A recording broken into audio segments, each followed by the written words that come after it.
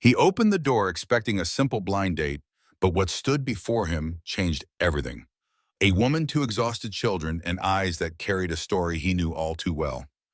My kids are in the car. They haven't eaten. The words hung in the air between them. Ben Carson didn't hesitate. Where others might have seen complication, he saw reflection the same desperate determination he once wore while holding his own son's hand through poverty. "Come in," he said, stepping aside. "In this house, we understand what it means to start over." What he couldn't know was that this moment of kindness would unlock doors he thought forever closed, or that the woman claiming to need rescue would ultimately be his salvation. Sometimes the greatest engineering isn't in systems, but in second chances. It was Friday evening. Ben Carson, 34, stood in his modest living room, wiping smudges from picture frames and straightening the coffee table books that nobody ever read. His son Tyler, 8 years old with unruly brown hair and mismatched socks, bounced on the worn leather couch. "Dad, what if she has robot parts? People from the internet are sometimes robots." Ben smiled, his weathered hands pausing on a photo of Tyler as a toddler.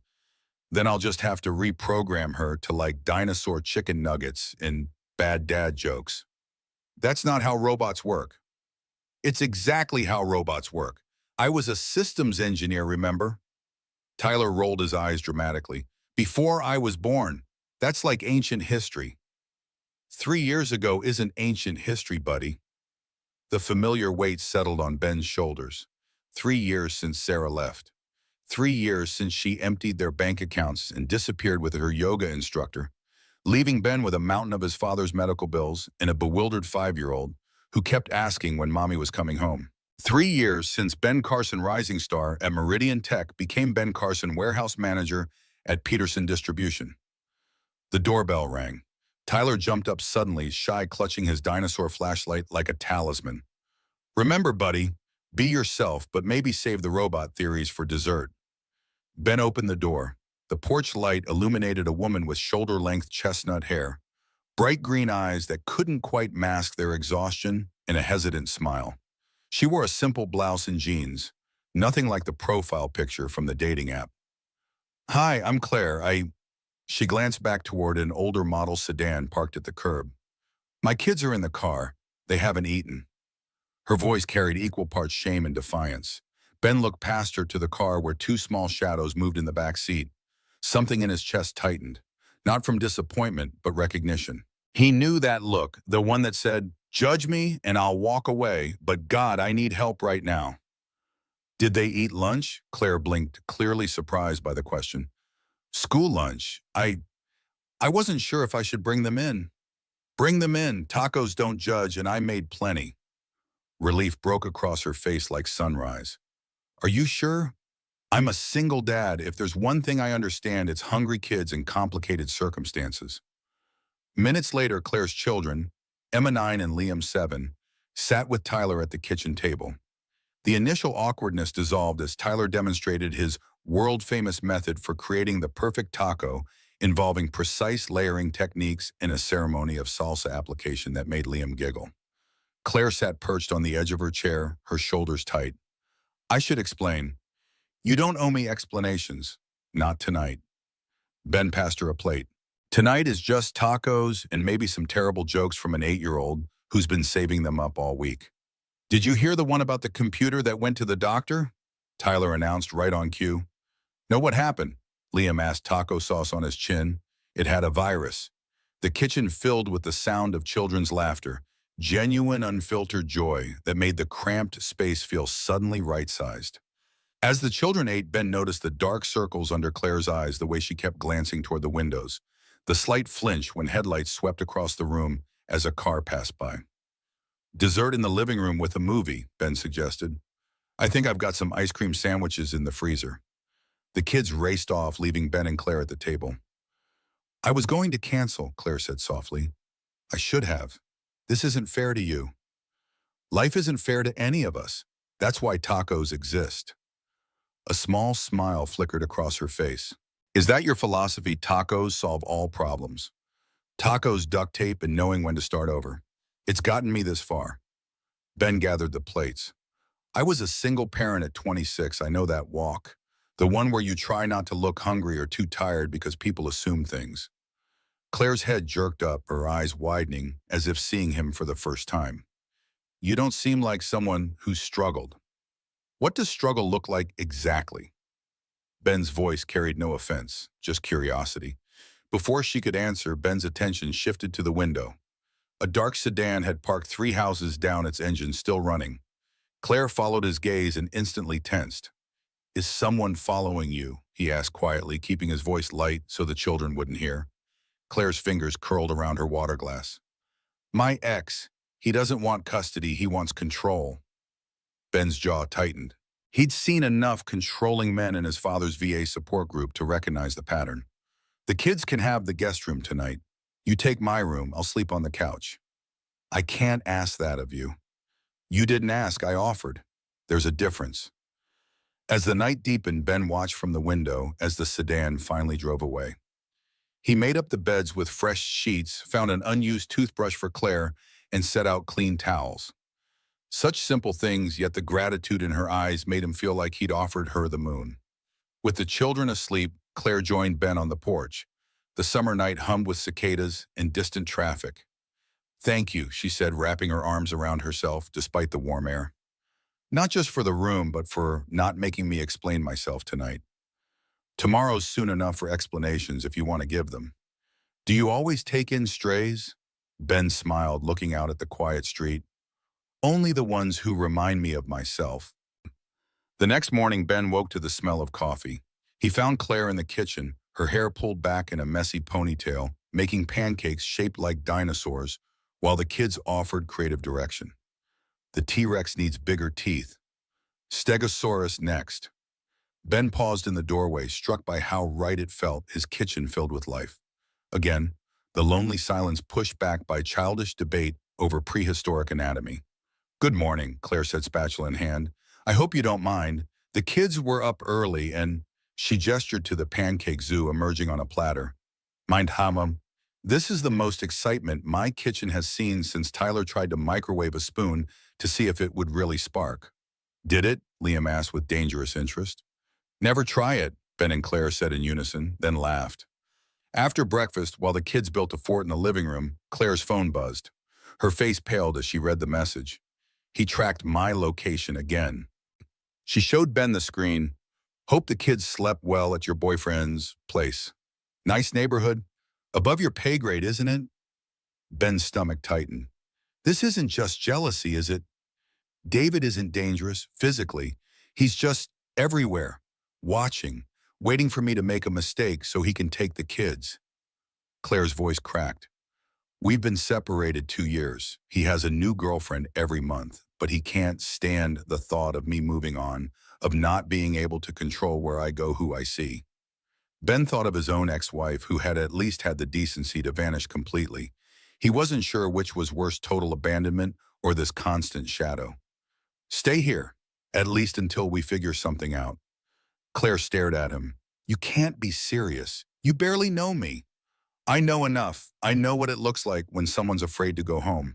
Emma appeared in the doorway clutching a worn stuffed rabbit. Mom, can we stay? Tyler has a Lego spaceship and says I can help build the moon base.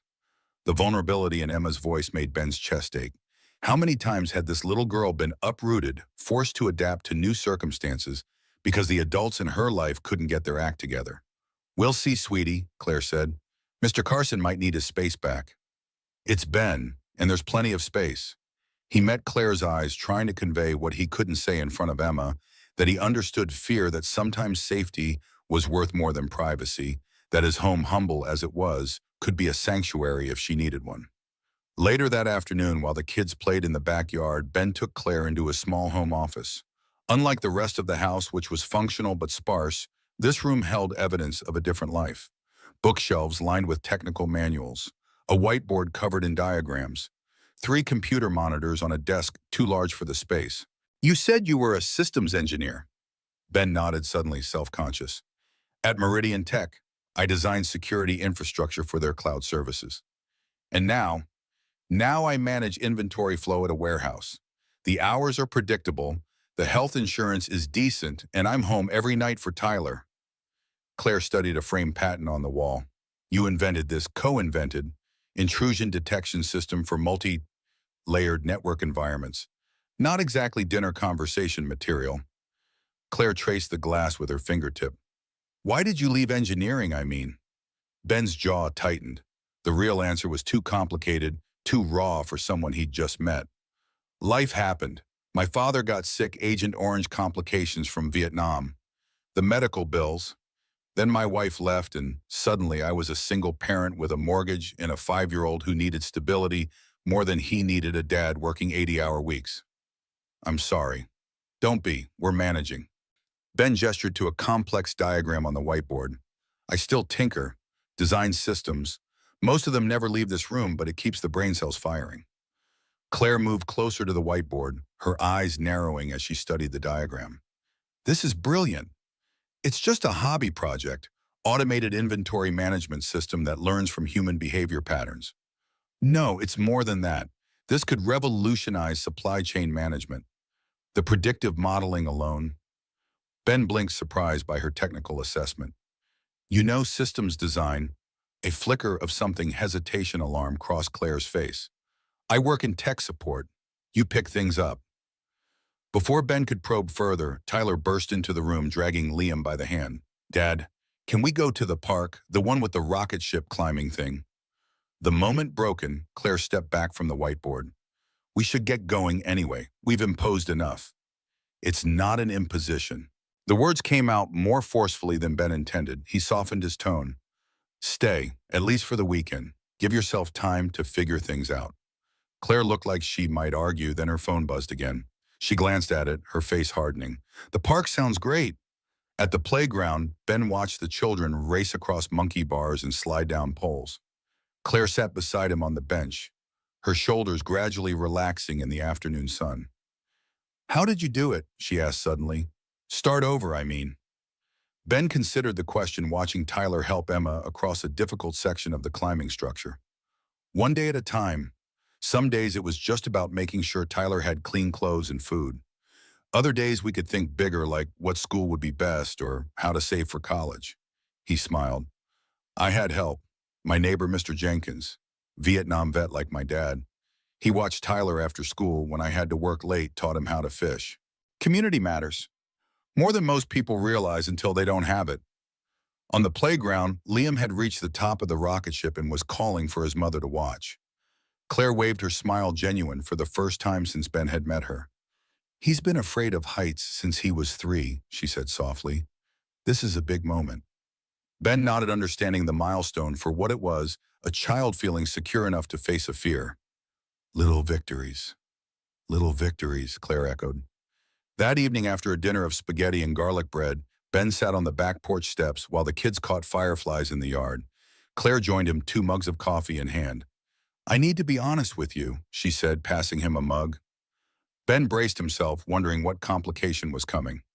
More abusive ex-husband details. Financial troubles, legal issues. I have a friend who runs a tech startup, SmartFlow Solutions. They're looking for a consultant on a security integration project. Claire fidgeted with her mug. After seeing your work, would you be interested? It would be remote, flexible hours. Ben stared at her. You want to recommend me for a job? Is that weird? It's weird, isn't it? Claire backpedaled. Forget I mentioned it. It's just that system on your whiteboard. It's exactly what they're trying to build. No, it's not weird. It's, Ben searched for the right word, unexpected. I haven't done consulting work in years. The pay is good, really good. Claire looked up at him. You've helped me when you had no reason to. Let me do this small thing in return. Ben thought of his dwindling savings account of Tyler's college fund that consisted of loose change in a jar of his father's mounting medical bills. I'd need to see the project scope first. Claire's face brightened. I'll have them send over the NDA tomorrow. 3 days later, Claire and her children returned to their apartment across town. Ben found himself standing in his suddenly quiet living room, the absence of childish laughter and extra footsteps making the house feel emptier than it had before. Tyler sat on the couch sulking. Why did they have to leave? They have their own home, buddy. But Emma was teaching me how to draw dragons. Ben ruffled his son's hair. We'll have them over again soon. The NDA from SmartFlow Solutions arrived that afternoon. Ben read through it twice, his engineer's mind, picking apart the legal language. The project was substantial, integrating security protocols across distributed manufacturing environments. The compensation was, as Claire had promised, exceptional. That night, after Tyler was asleep, Ben sat in his office staring at the whiteboard. For the first time in 3 years, he felt a familiar spark, the intellectual challenge, the puzzle-solving aspect of engineering that had once defined him. He picked up a marker and began to work. 2 weeks later, Ben submitted his first deliverable to SmartFlow. The response was immediate and enthusiastic. The project lead, someone named Alex, sent an email praising Ben's innovative approach and requesting a video call to discuss expanding the scope. The call was scheduled for Wednesday afternoon. Ben took a half day from the warehouse, feeling vaguely guilty about his growing excitement. The consulting work had rekindled something he thought he'd lost: pride in his abilities, confidence in his technical judgment. As he prepared for the video call, adjusting his borrowed webcam and clearing space on his desk, his phone buzzed with a text from Claire. "How did they like your proposal?" Ben smiled. She'd been checking in regularly, always seeming genuinely interested in the project's progress. "They loved it. Video call today to discuss expansion. They'd be idiots not to. Good luck." The video call connected, and Ben found himself facing not Alex, but a boardroom full of executives. At the head of the table sat a woman in her early 30s, her dark hair pulled back in a sleek ponytail, wearing a blazer that probably cost more than Ben's monthly mortgage payment. "Mr. Carson, thank you for joining us. I'm Claire Anderson, CEO of SmartFlow Solutions." Ben froze, the words not quite computing. Claire, CEO. He stared at the screen, trying to reconcile this polished executive with the vulnerable woman who had sat in his kitchen making dinosaur pancakes. I thought I was meeting with Alex." He managed, his mind racing. "Alexandra Winters, our CTO. She's been thoroughly impressed with your work." "Claire, this new professional," Claire gestured to a woman beside her. "We all have. Your security integration framework is exactly what we've been searching for." Ben struggled to maintain his composure as the meeting proceeded. Claire led the discussion with confident authority, demonstrating intimate knowledge of the project and asking technical questions that revealed deep understanding of systems architecture. There was no trace of the hesitant, fearful woman who had appeared on his doorstep. When the call ended, Ben sat motionless, staring at the blank screen. His phone buzzed immediately. "Can we talk in person?" Ben's response was terse. "Yes, tonight, 8 p.m. The hours until then passed in a blur. Ben went through the motions at the warehouse, his mind replaying every conversation, every moment with Claire, searching for clues he'd missed. Had it all been an act? Some elaborate scheme to evaluate him as a potential consultant? At precisely 8 o'clock, a black Tesla pulled into Ben's driveway. Claire stepped out, dressed in business attire, looking nothing like the woman he'd invited into his home. She carried a portfolio under one arm and walked to the door with confident strides. Ben opened the door before she could knock. "Come in, Ms. Anderson, or should I call you CEO Anderson?" Claire winced at his tone. "I deserve that." They sat in the living room, the space between them charged with tension. Tyler was at a sleepover, leaving them alone in the uncomfortable silence. "It wasn't a lie exactly," Claire finally said. "Everything about David, about the kids, that was all true. Just not the part about who you are. I never said I wasn't Claire Anderson. I just omitted my position. And the part about working in tech support, was that just a little white lie too?" Claire looked down. "I did work in tech support 15 years ago when I was putting myself through MIT. Ben leaned back, struggling to process the revelation. "So what was this? Some kind of social experiment? Let's see how the other half lives." "No," Claire's voice cracked with genuine emotion. "It was never supposed to be. I was having dinner with a friend when she suggested online dating. I made a profile on a whim. When we matched, I was just going to cancel, but then..." "Then what?" "Then I read your profile again. Systems engineer turned warehouse manager. Single dad. There was something in your eyes, in that photo, resilience. I wanted to meet you, but I was afraid if you knew who I was, I'd what? Ask for a job, try to scam you. People treat me differently when they know I'm worth 9 figures." Claire's bluntness silenced him. "They want something. Always. I thought just once I could meet someone who saw me, not my bank account or my company. Ben stood pacing the small living room. So you created this elaborate fiction. Poor Claire running from her controlling ex needing shelter for her kids. David is real. The custody battle is real. The tracking, the control issues all real. Claire's eyes flashed. The only fiction was my economic status. I wanted one night of being seen as a person, not a resource to be exploited. And then you exploited me instead. The bitterness in Ben's voice surprised even him. You saw my designs and thought, hey, this guy could be useful. That's not fair. Your work is brilliant. You deserve to be doing it professionally, not hidden away in a spare bedroom. It wasn't your call to make. You manipulated me, used my sympathy, my... Ben stopped himself before saying feelings. Claire stood placing the portfolio on the coffee table. Inside is a formal offer. Senior security architect. Full benefits, stock options, flexible schedule so you can be there for Tyler. Her voice softened. Take it or don't. You've earned it either way. I don't want your charity. It's not charity, it's recognition of talent. Claire moved toward the door. I'm sorry for how this happened, but I'm not sorry I met you or that I saw what you're capable of.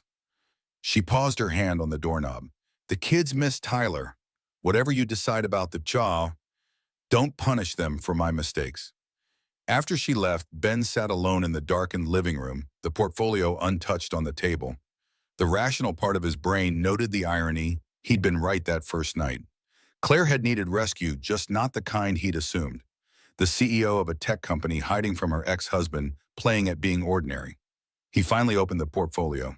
The offer was extraordinary salary, 3 times what he made at the warehouse, comprehensive benefits, equity, stake remote work options. At the bottom, a handwritten note, this isn't because I stayed at your house. This is because you're the best person for the job. Ben closed the folder. Anger and opportunity warring within him. He'd been manipulated, yes, but hadn't Claire been right about one thing? He was wasting his talents. For 3 years, he'd been treading water, telling himself it was for Tyler's stability. But what kind of example was he setting? That it was okay to abandon your dreams when life got hard. His phone buzzed with a text from Claire.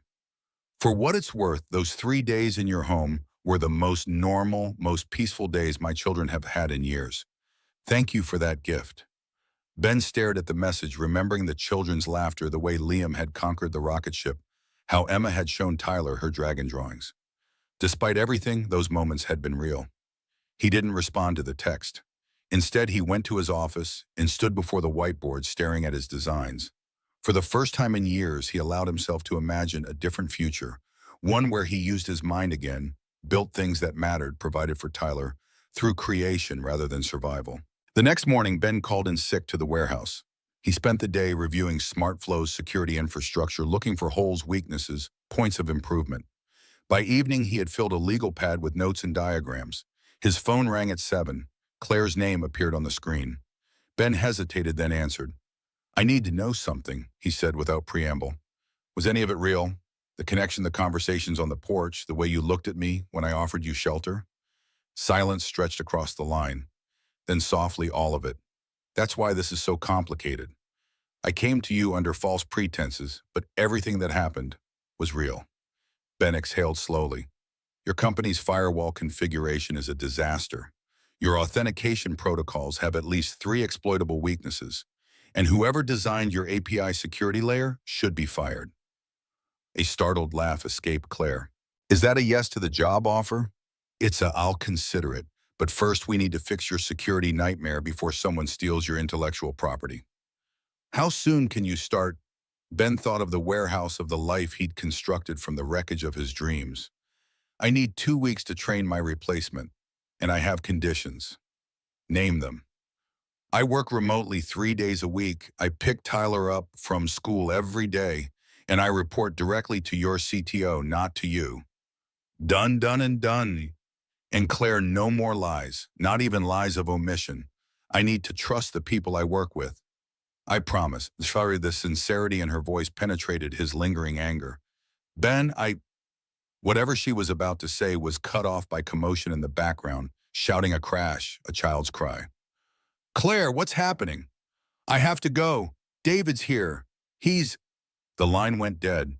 Ben stared at the phone, adrenaline surging through him. Without conscious thought, he grabbed his keys and headed for the door. He'd gotten Claire's address from her when she'd texted about returning a toy Tyler had lent to Emma. He called his neighbor, Mrs. Abernathy, asking if Tyler could stay with her for an hour. Then he was in his car, navigating to the wealthy enclave on the other side of town where Claire lived. The security guard at the community gate recognized Claire's name immediately and waved Ben through without question, a security lapse that would have concerned him under different circumstances. Claire's house was a modern glass and steel structure overlooking the valley. As Ben pulled into the circular driveway, he saw shattered glass on the ground near the front entrance. Two luxury cars were parked haphazardly, Claire's Tesla and a black Mercedes convertible. Ben approached the door cautiously. From inside came the sound of raised voices. He rang the doorbell, then knocked firmly when there was no response. The door swung open to reveal a man in his mid-30s wearing an expensive suit and a thunderous expression. "Who the hell are you?" "Ben Carson. I work with Claire." Ben kept his voice steady, professional. "Is everything okay in there? I heard a disturbance during our call." "Mind your own business. This is a family matter." The man David presumably moved to close the door. Ben wedged his foot in the gap. "I just need to make sure Claire and the kids are safe. The CEO of SmartFlow Solutions needs your protection. That's rich." David's laugh was ugly. "Tell her the lawyers will be in touch about her violation of the custody agreement." From inside, Claire appeared, her face pale but composed. "It's okay, Ben. David was just leaving." David turned to her, his handsome face twisted with anger. "This isn't over, Claire. You think you can hide behind restraining orders and security systems? I built half that company. I know every weakness." He pushed past Ben, striding to his Mercedes and peeling out of the driveway with a spray of gravel. Ben stepped into the foyer, taking in the scene. A vase lay shattered on the marble floor. A laptop had been thrown against the wall. Claire stood rigid, her arms wrapped around herself. "The kids, upstairs with Marianne, our housekeeper. They didn't see anything." Claire's voice was steady, but her hands trembled. "Thank you for coming. You didn't have to." "What happened?" "David found out about the job offer to you. Someone at the company must have leaked it." Claire ran a hand through her hair. "He says I'm replacing him, erasing his contributions to the company." "Was he part of SmartFlow?" "Co-founder and former CTO. That's how we met." Claire led Ben into a sleek kitchen that looked barely used.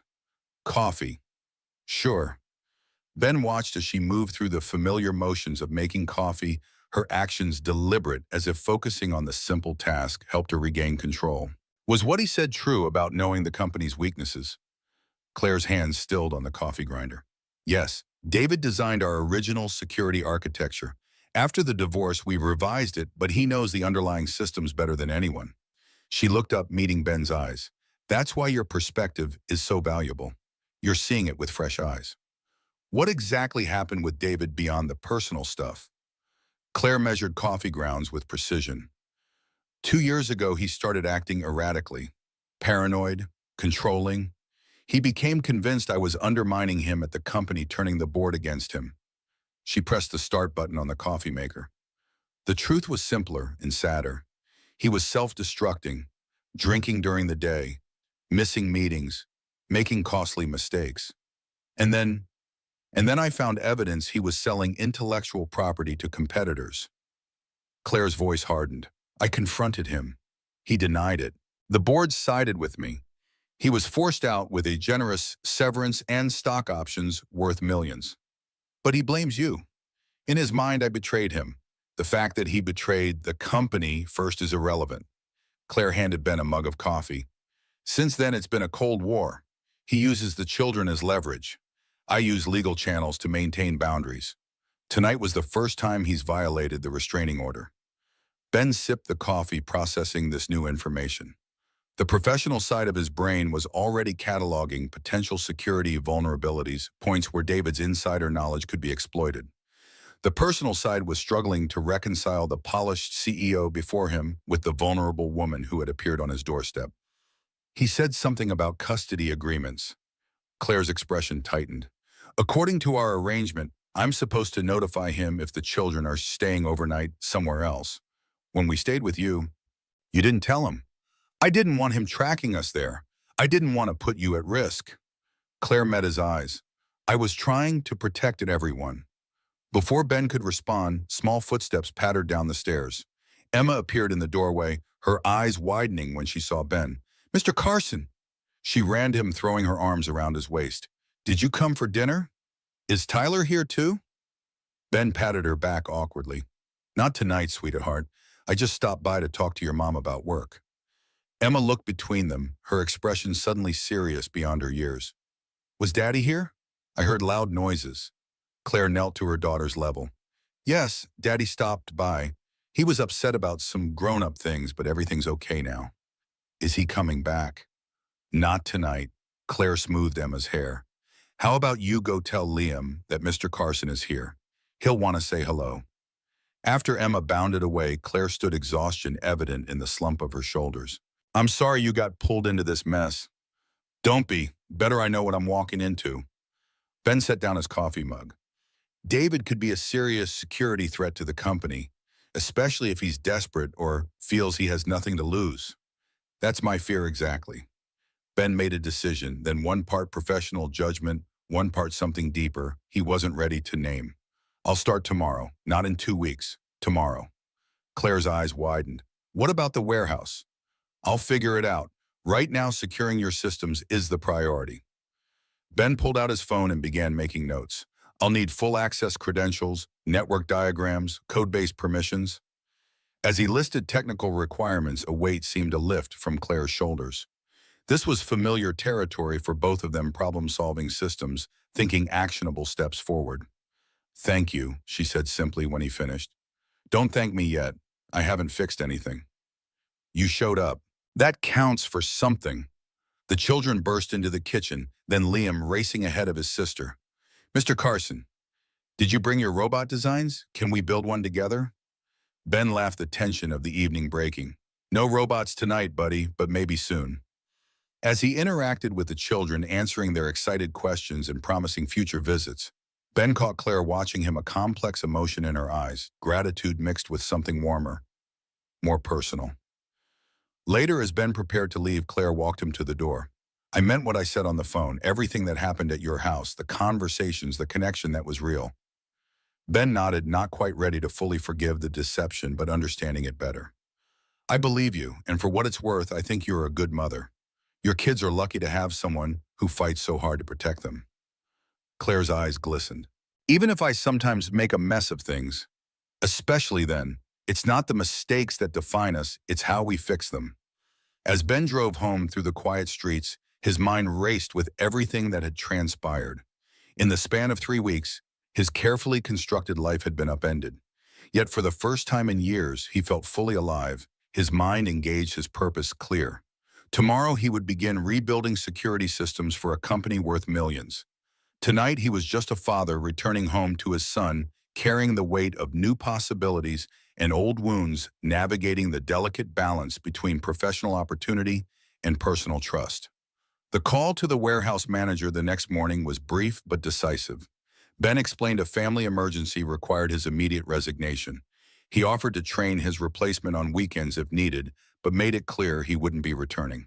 By 9 a.m., he was set up in his home office, VPN connections, established a SmartFlow's internal systems, diving deep into the digital architecture of a company he hadn't known existed a month ago. What he found confirmed his initial assessment, and worse. The security systems were full of backdoors, legacy code vulnerabilities, and authentication weaknesses that a skilled attacker could exploit. David's digital fingerprints were everywhere, along with hurried patches that had been applied after his departure. Ben worked through the day, breaking only when Tyler returned from school. He explained the new mob in simple terms. He would be fixing computer security for a company while working from home most days. Is it Claire's company? Tyler asked, surprisingly perceptive. Yes. How did you know? Emma told me her mom runs a big computer company. Tyler shrugged. Are we going to see them again? Ben ruffled his son's hair. I think so, buddy. Would that be okay with you? Tyler nodded enthusiastically. Emma promised to teach me how to draw a fire-breathing dragon next time. That evening, Ben sent Claire a preliminary security assessment. Her response came minutes later, a calendar invitation for a video call with the executive team the following morning. The call was a stark contrast to their first meeting. This time, Ben spoke with authority, outlining critical vulnerabilities and proposing immediate remediation steps.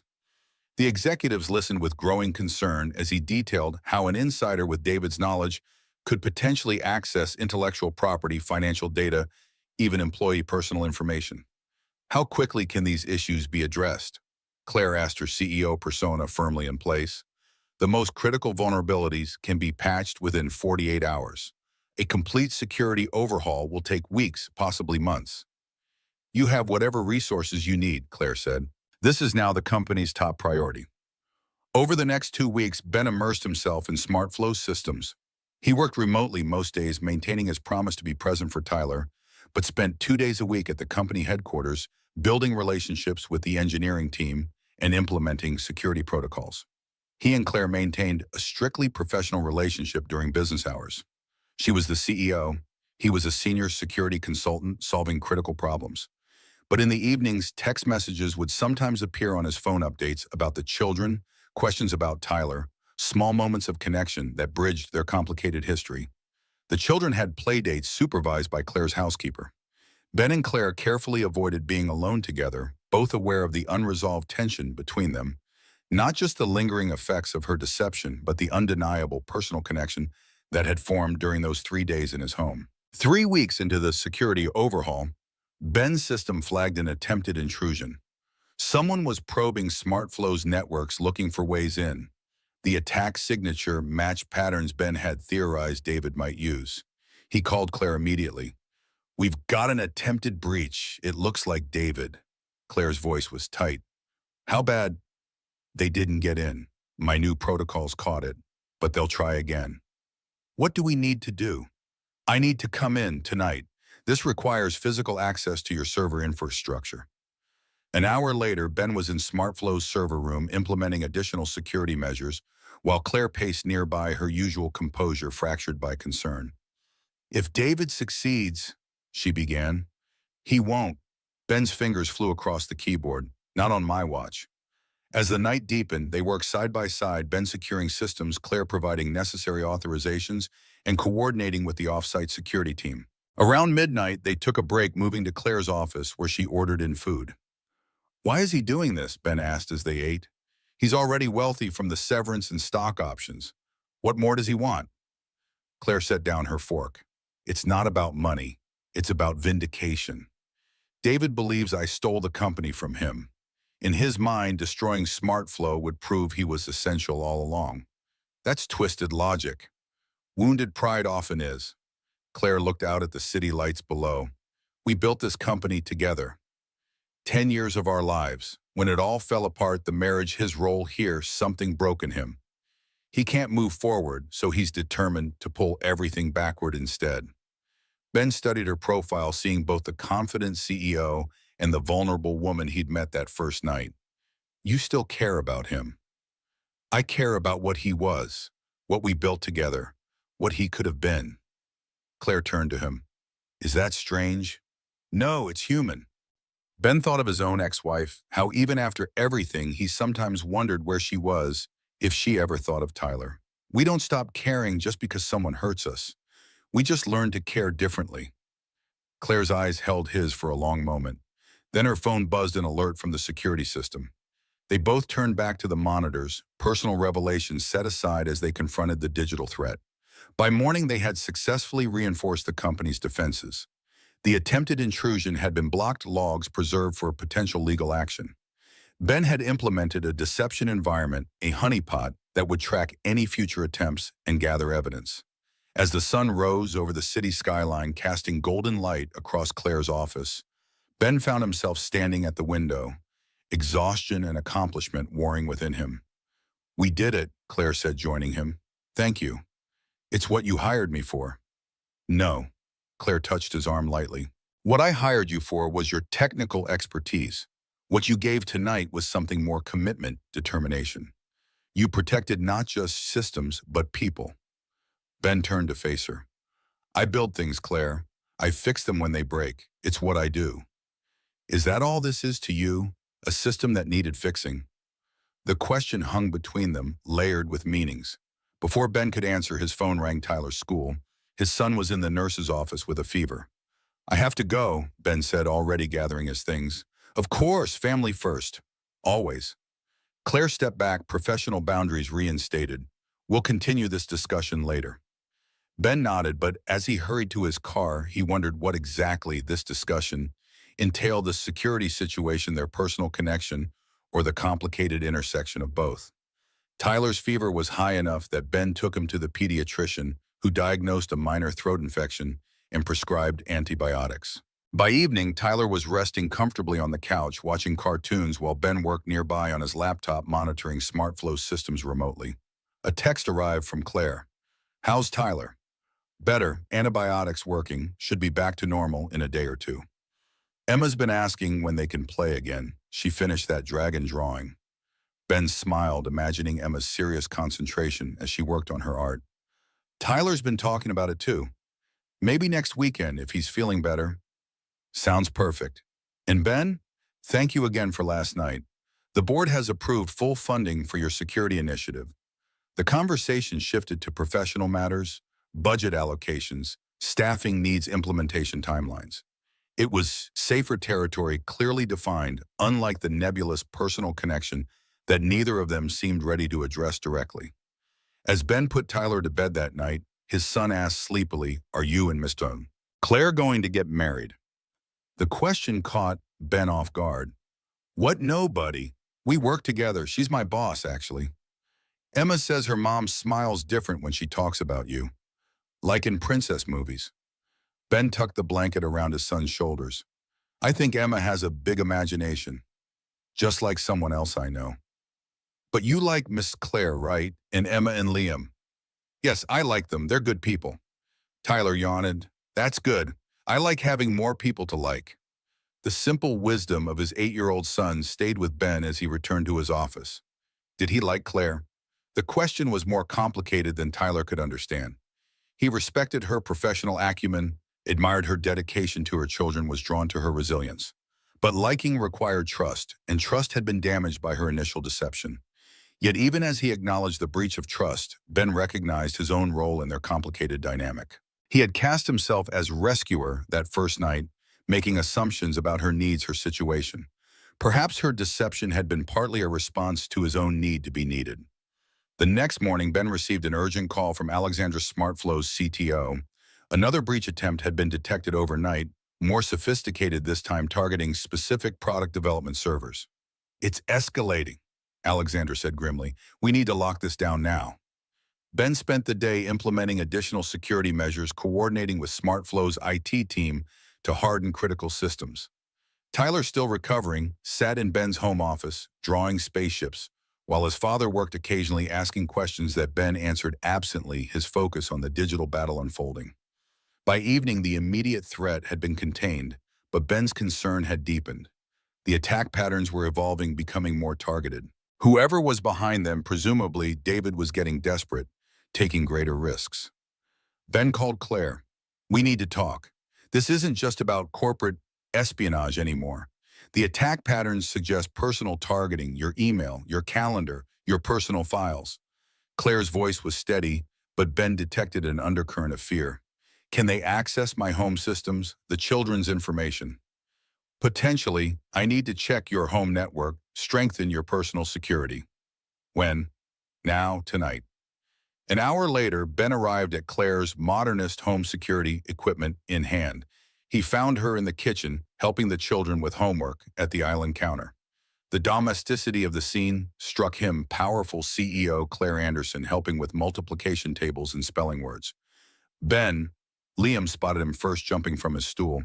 Did you bring robot parts? Not tonight, buddy, just some boring computer stuff.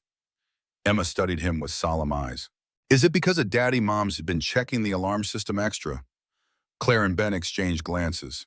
Just some work things, Claire said smoothly. Why don't you two finish your homework in the study? I'll be in to check it soon. After the children left, Claire's composed facade cracked slightly. They're perceptive, too perceptive sometimes. Kids usually are. Ben set his equipment on the counter. Show me your home office and network setup.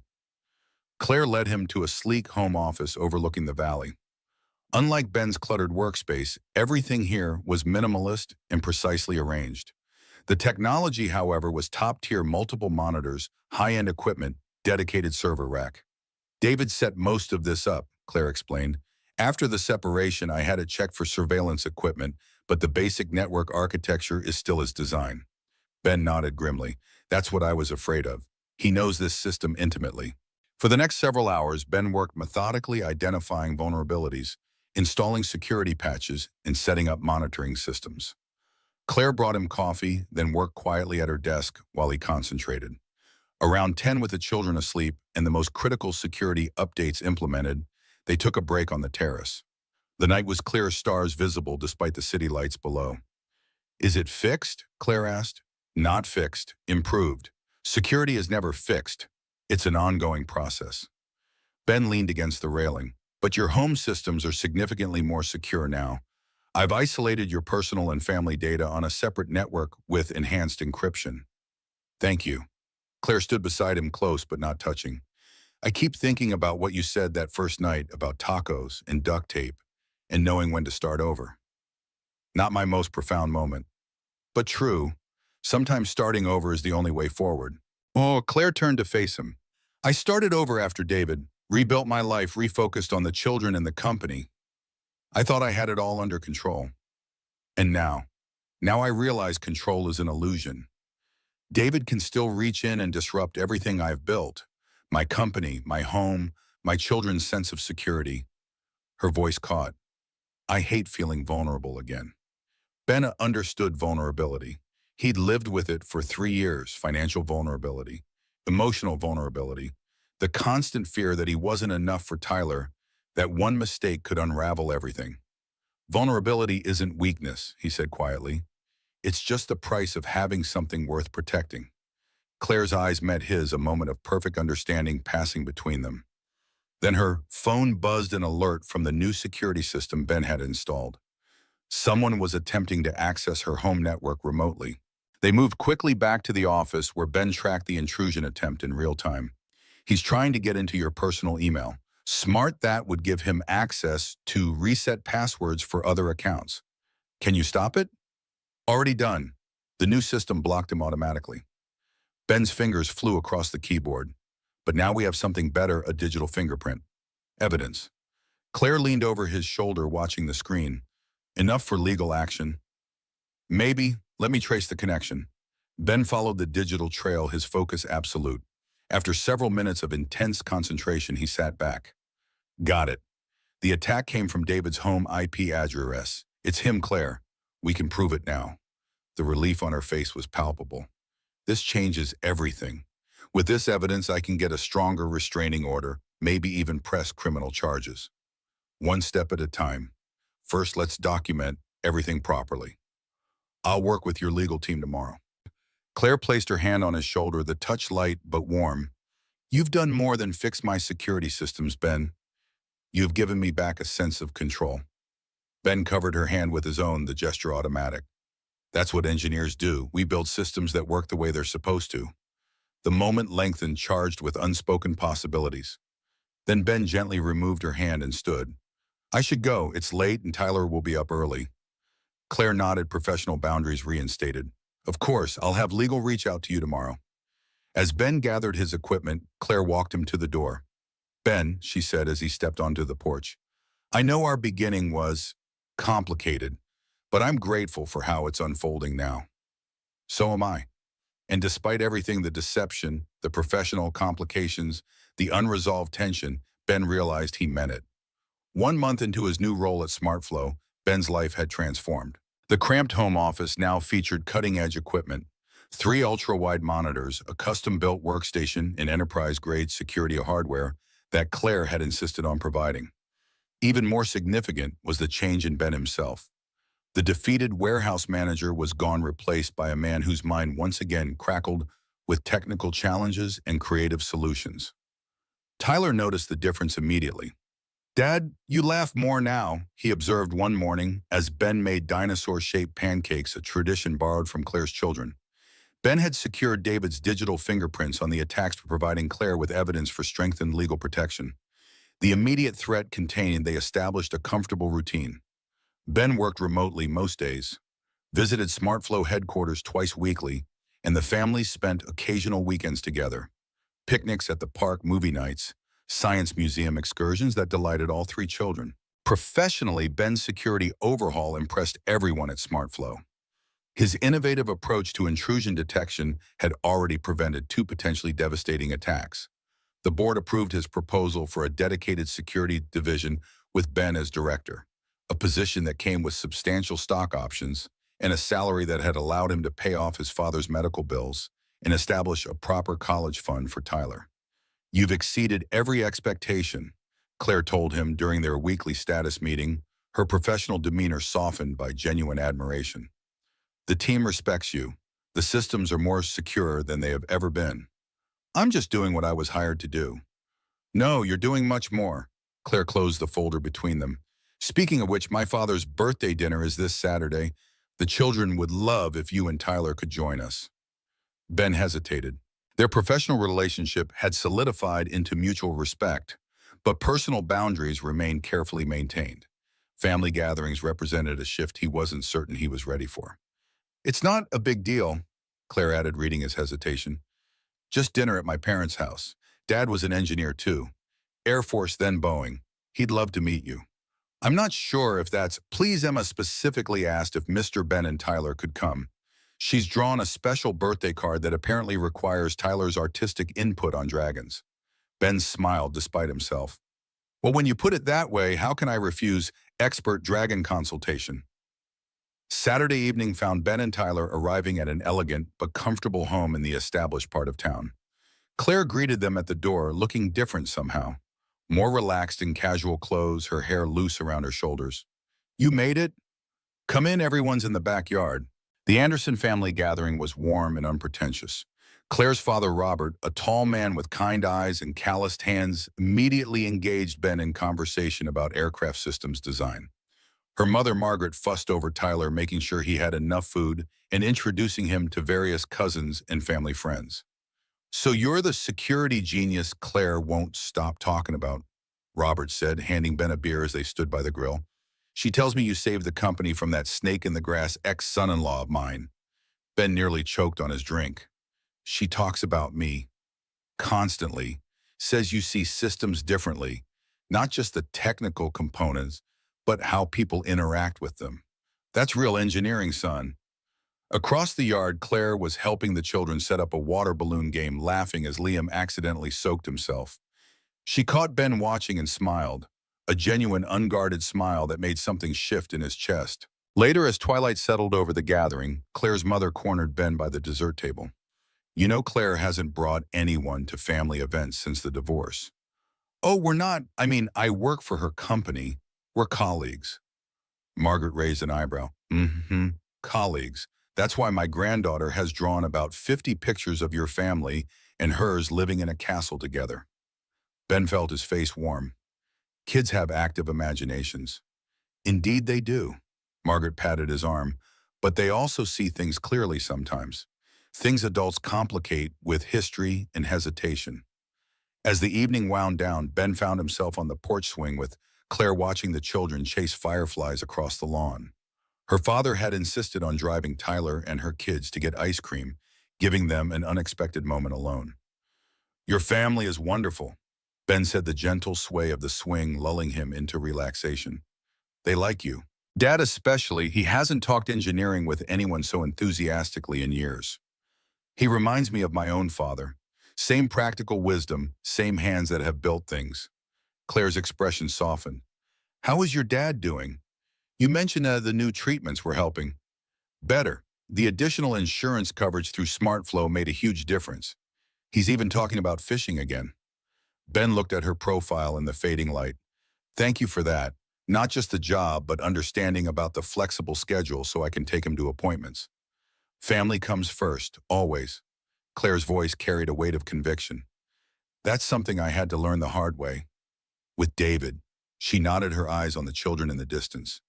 The company was everything to both of us. We worked 18-hour days, missed birthdays, vacations. When Emma was 4, she got sick at preschool, and neither of us picked up our phones because we were in crucial investor meetings. That must have been difficult. It was a wake-up call. I changed after that, started creating boundaries. David didn't. He thought my new priorities meant I wasn't committed enough. Claire turned to face him. That's why I value how you've structured your work around Tyler. It's the right choice even when it's hard. Something shifted between them in that moment. A deepening understanding, a recognition of shared values. Ben found himself wanting to reach for her hand to acknowledge the connection that had been building gradually between them. Before he could move, headlights swept across the yard as Robert's car returned, children tumbling out with ice cream-stained grins and excited chatter. The moment passed, but something had changed. In the weeks that followed, the careful professional boundaries began to blur. Text messages about work evolved into conversations about the children, books they'd read, challenges they faced. Claire started dropping by Ben's house occasionally, ostensibly for the children to play, but lingering for dinner, for conversation on the porch after the kids were asleep. Ben found himself looking forward to these evenings, to the way Claire's professional facade melted away in his home, revealing the woman he'd first met. Thoughtful, vulnerable, surprisingly funny. One rainy Saturday, with the children building an elaborate blanket fort in the living room, Claire helped Ben prepare dinner in his kitchen. "I never asked. Where did you learn to cook?" she asked, deftly chopping vegetables beside him. "Necessity at first. After Sarah left, it was just Tyler and me, and a kid can only eat so many frozen pizzas."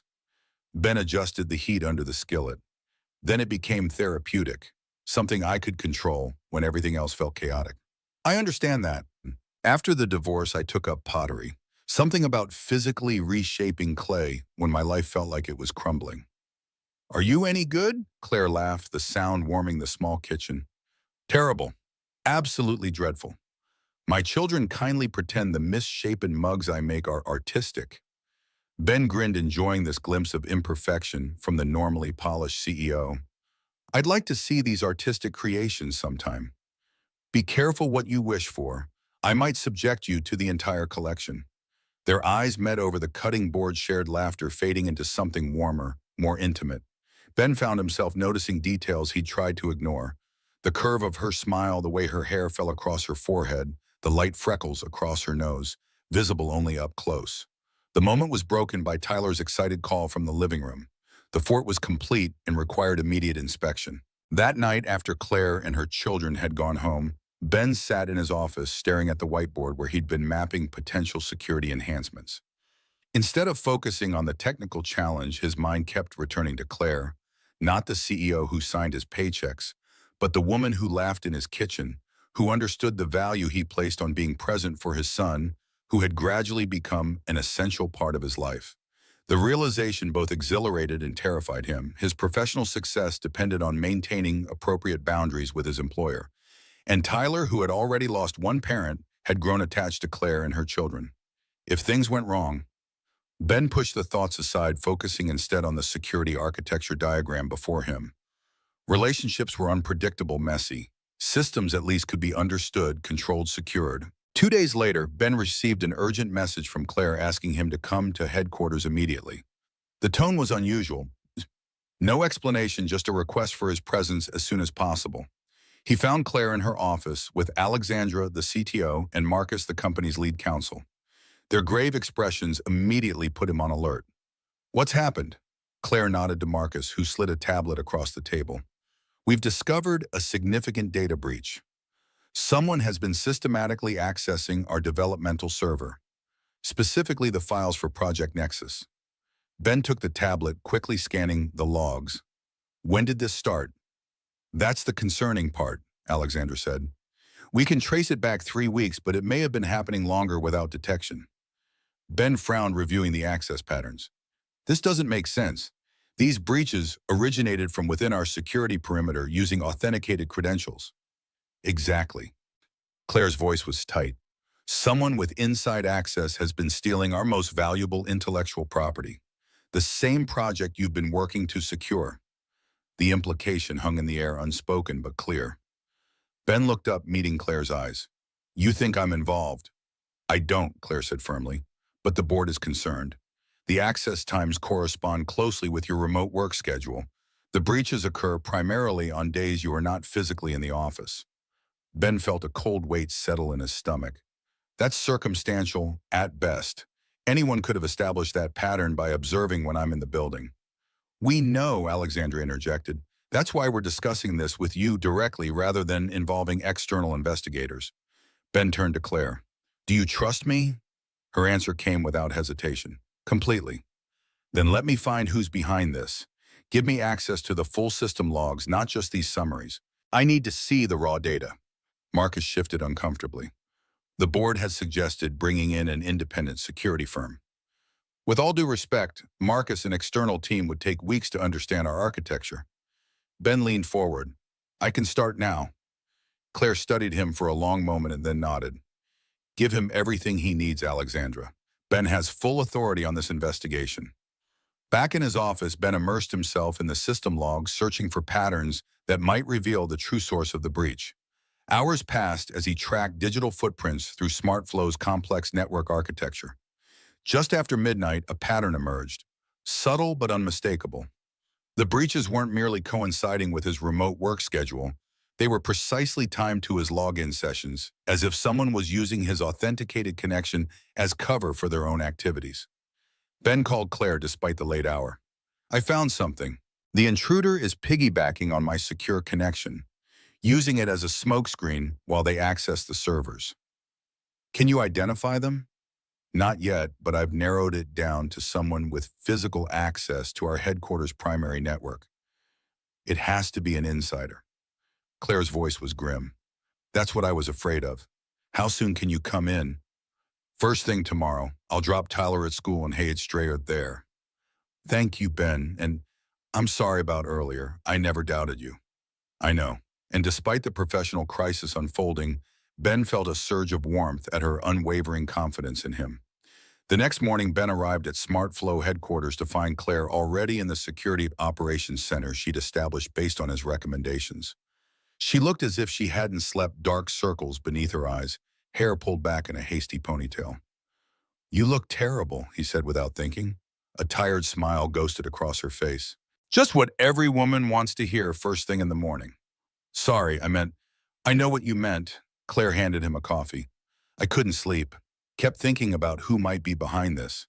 We've implemented every security measure you recommended. How could someone still be getting through? Ben took a long drink of the coffee, organizing his thoughts. Because they're using legitimate credentials. They're not breaking in, they're walking through the front door with a key. For the next several hours, Ben set digital traps throughout the system, creating invisible tripwires that would alert them when the intruder next accessed the servers. Claire worked beside him, her technical knowledge impressing him once again. This was no figurehead CEO, but a woman who understood the code and architecture underlying her company's success. You never talk about how SmartFlow started, Ben said during a brief break. The company history on the website mentions you and David as co-founders, but not how you got the idea. Claire leaned back in her chair, stretching tired muscles. It was my concept originally. I was working at Meridian Tech. Wait, Meridian, I worked there too. Different divisions probably. I was in cloud infrastructure from 2012 to 2015. Ben stared at her. I was in security architecture during the same period. How did we never cross paths? Claire shrugged. Big companies siloed departments. Anyway, I saw how inefficient the manufacturing supply chains were for our hardware components.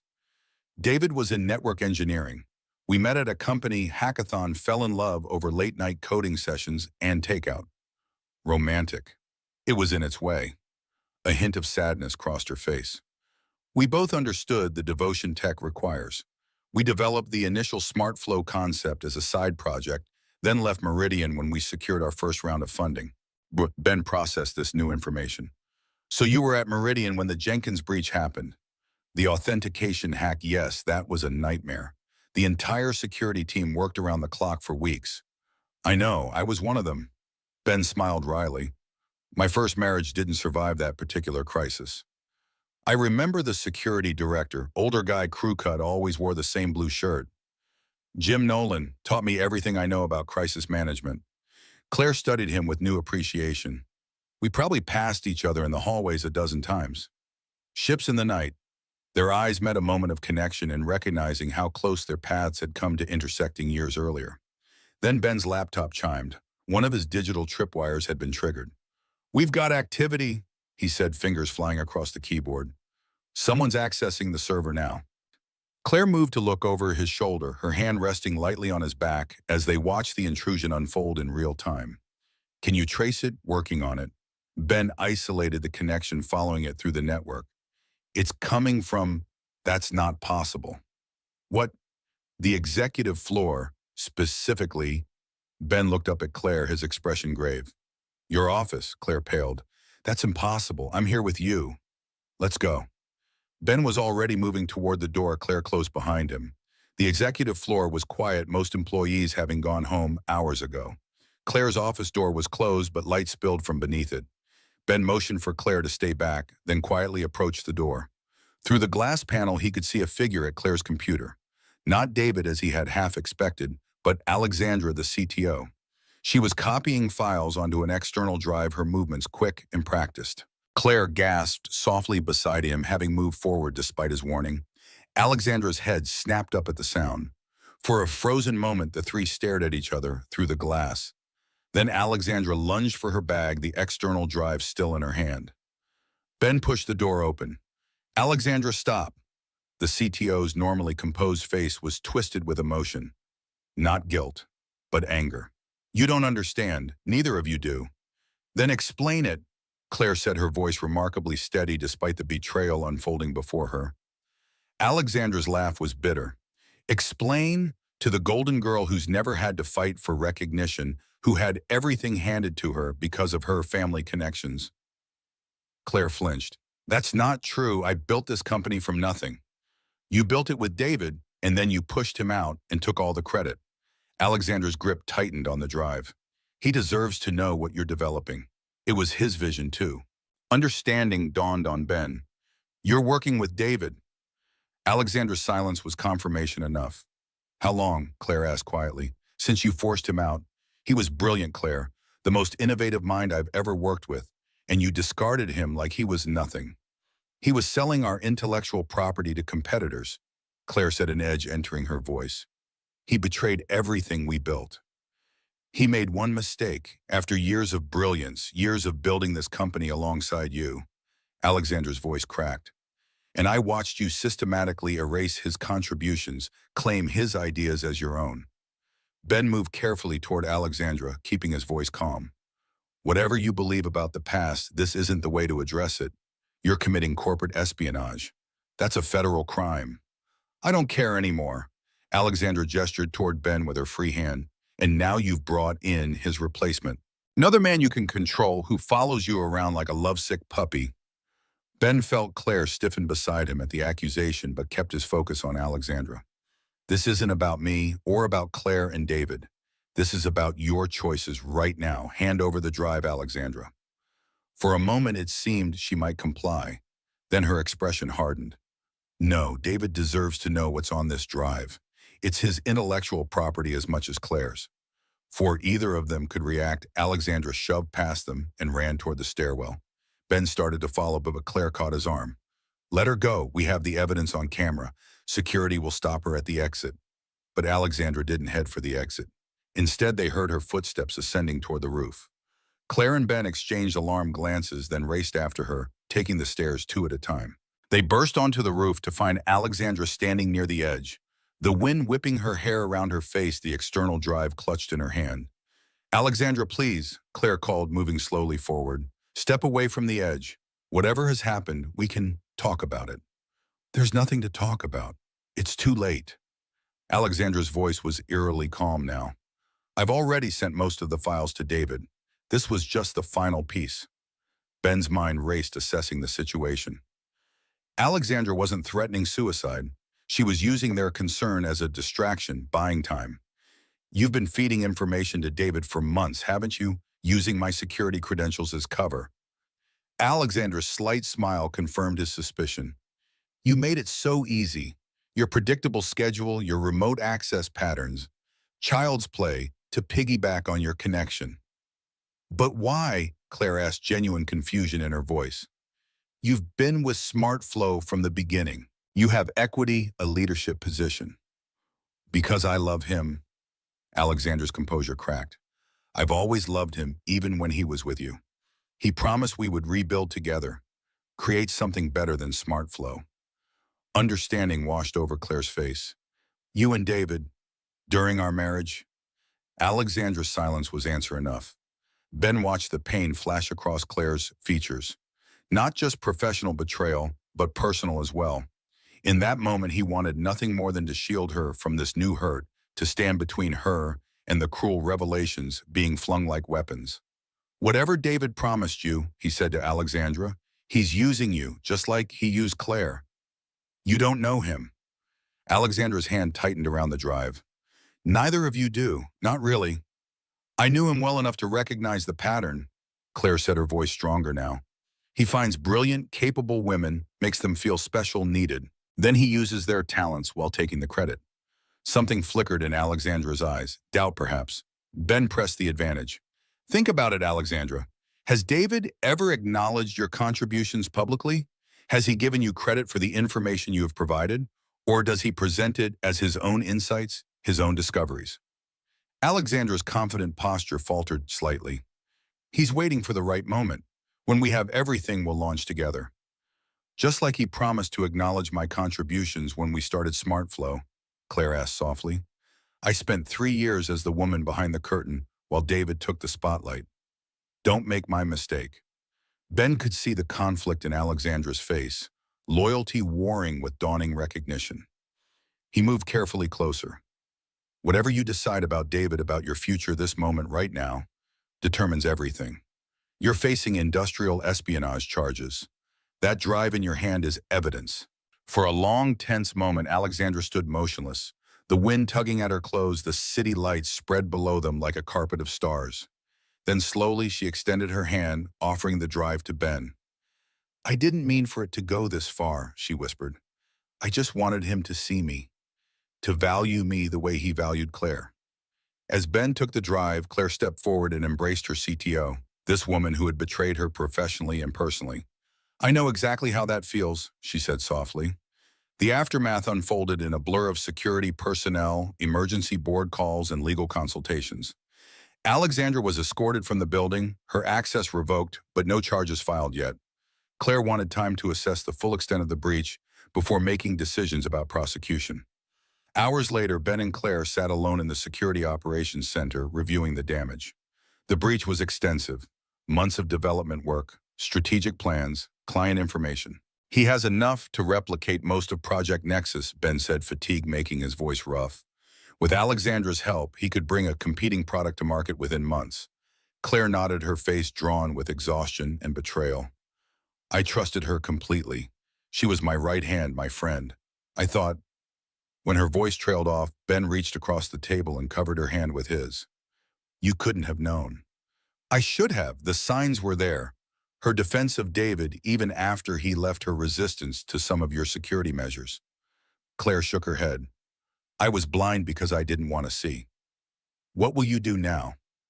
Claire straightened, professional resolve replacing vulnerability. Call an emergency board meeting. Inform our investors before rumors start.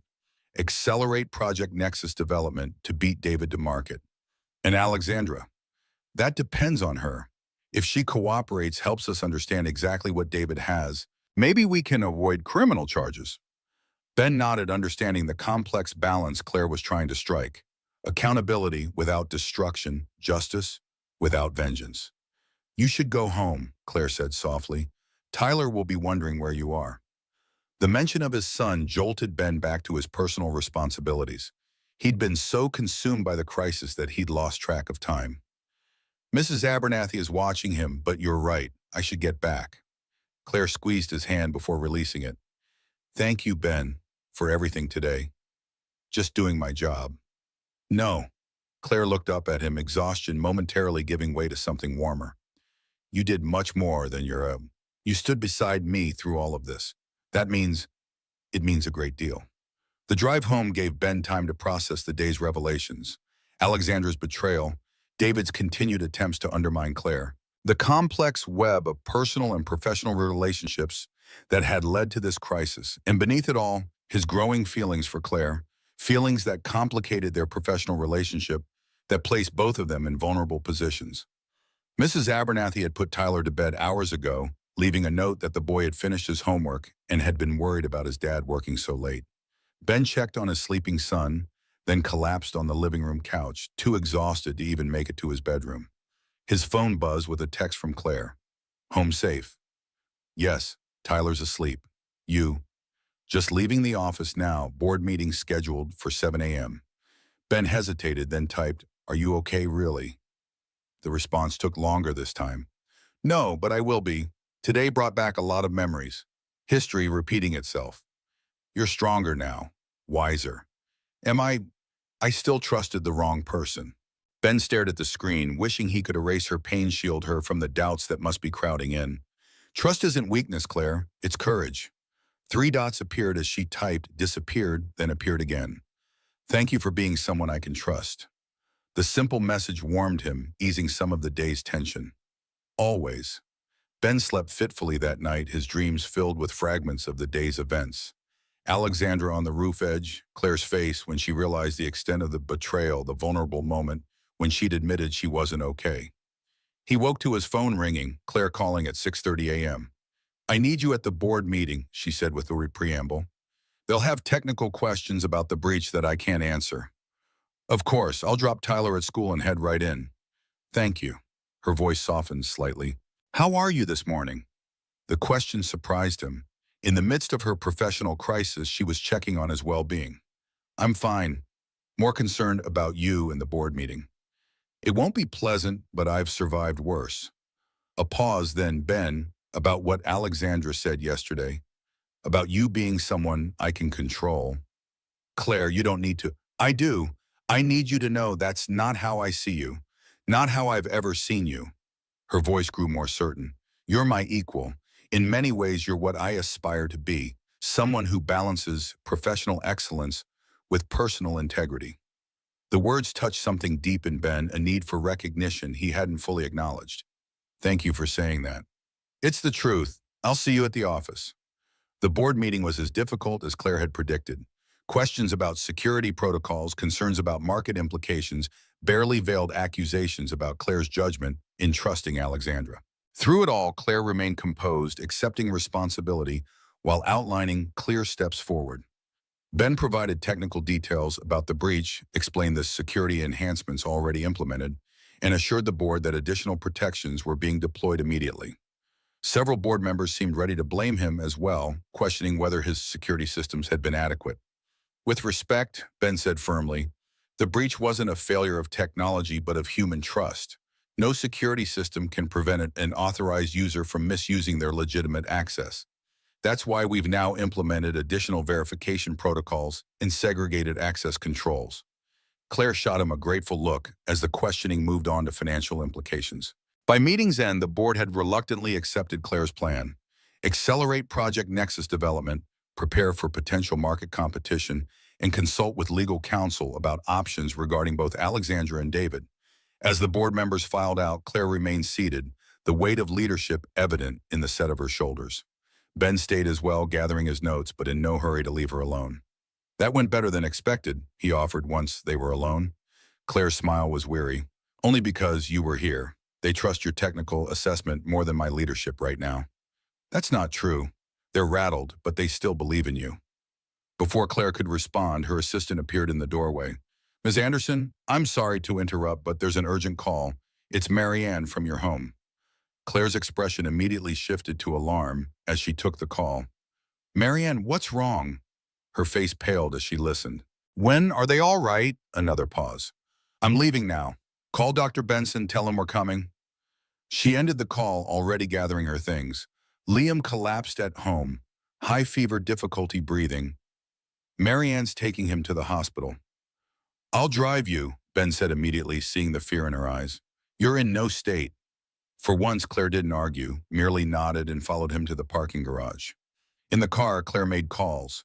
to Emma's school arranging for her to be picked up by her grandparents, to the pediatrician providing medical history, to her assistant canceling the day's meetings. Her voice remained steady, but her hands trembled as she clutched her phone. He has asthma, she explained between calls. It's usually well controlled, but infections can trigger severe episodes. Last time, her voice caught. Last time he ended up in intensive care. Ben reached across the console, briefly squeezing her hand. He'll be okay. We'll get there fast. At the hospital, Claire transformed into a force of nature. Efficient, authoritative, brooking no delays. Within minutes, they were escorted to the pediatric emergency department where Liam lay on a bed, small and pale, an oxygen mask over his face. Marianne, the housekeeper, stood nearby, visibly relieved when Claire arrived. Pneumonia, they think, Marianne said quietly. Fever came on suddenly this morning. Claire moved immediately to her son's side, stroking his hair back from his forehead. Hey, buddy, Mom's here now. Liam's eyes fluttered open, recognition bringing a small smile beneath the mask. He lifted his hand weakly and Claire took it, holding it against her cheek. Ben hung back, not wanting to intrude on the intimate moment, but Liam spotted him and his eyes brightened slightly.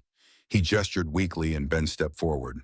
Hey, Rocket Man, Ben said softly, using the nickname he'd given Liam after the boy had conquered the playground climbing structure. Giving everyone a scare, huh? Liam nodded slightly, then closed his eyes again, the brief interaction having exhausted him. A doctor entered, introducing herself as Dr. Reynolds, pediatric pulmonologist. Claire straightened, her CEO persona settling around her like armor. Let's step outside to talk, the doctor suggested, leading them to a small consultation room. The prognosis was concerning but not dire. Pneumonia complicated by Liam's asthma. He would need to be admitted, receive intravenous antibiotics, and remain under observation for at least 48 hours. With aggressive treatment, children typically respond well, Dr. Reynolds assured them. But I won't minimize the seriousness. His oxygen levels are lower than I'd like. Claire nodded, absorbing the information with outward calm. What's our next step? We're moving him to the pediatric ward now. The respiratory therapist will be by shortly to begin treatments. The first 24 hours are critical. As they returned to Liam's bedside, Claire maintained her composed facade. Only the tightness around her eyes betrayed her fear as she watched the nurses prepare to transfer her son.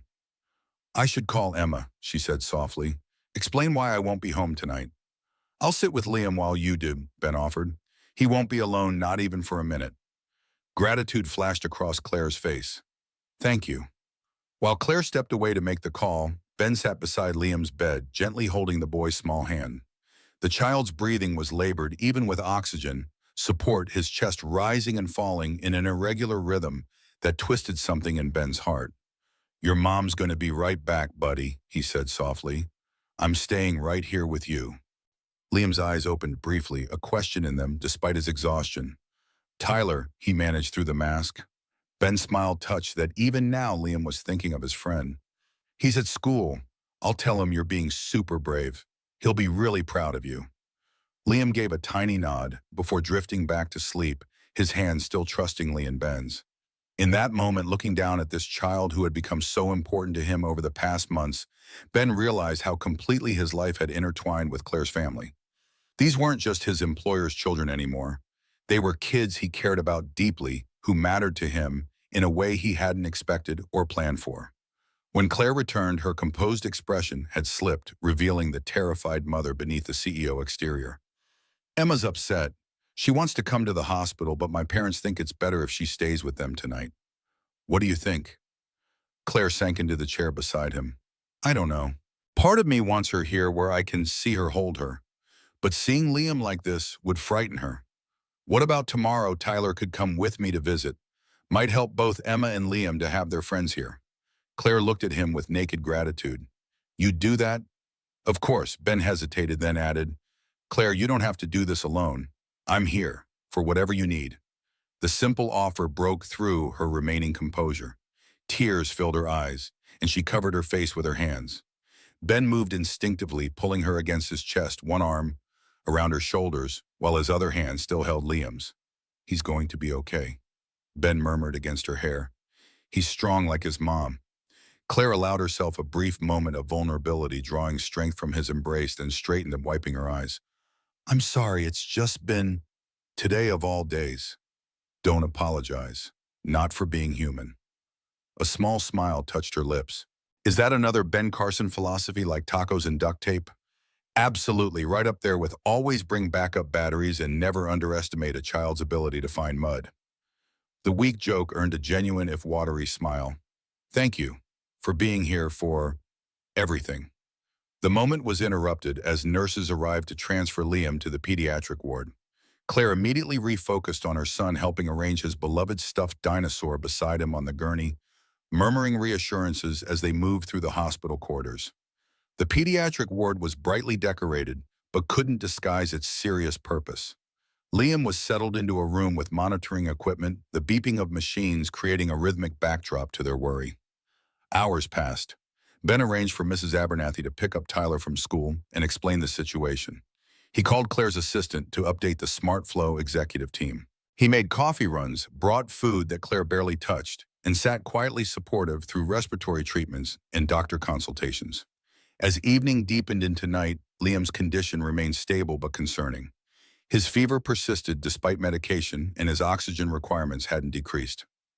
You should go home, Claire said around midnight, her voice rough with fatigue. Tyler needs you. Tyler is having the time of his life with Mrs. Abernathy. She's teaching him to bake cookies and letting him stay up late watching nature documentaries. Ben stretched in the uncomfortable hospital chair. I'm staying unless you really want me to leave. Claire shook her head, relief evident despite her protest. You're as stubborn as your security protocols. I prefer persistently reliable. A nurse entered to check Liam's vitals, frowning slightly at the temperature reading. Still 102.4. I'll let Dr. Reynolds know. After she left, Claire moved to sit on the edge of Liam's bed, gently stroking his hair. When Emma was born, I was back at work within 2 weeks, determined to prove motherhood wouldn't affect my professional performance. Her voice was quiet, reflective. When Liam came along 2 years later, I did the same. Checked email during pediatrician appointments. Took conference calls while they'd yapped. Ben listened, understanding she needed to talk to process. The first time Liam had an asthma attack, he was 3. David was at a technology conference in Singapore. I was in the middle of our Series B funding meetings. Claire's hand continued its gentle motion across her son's forehead.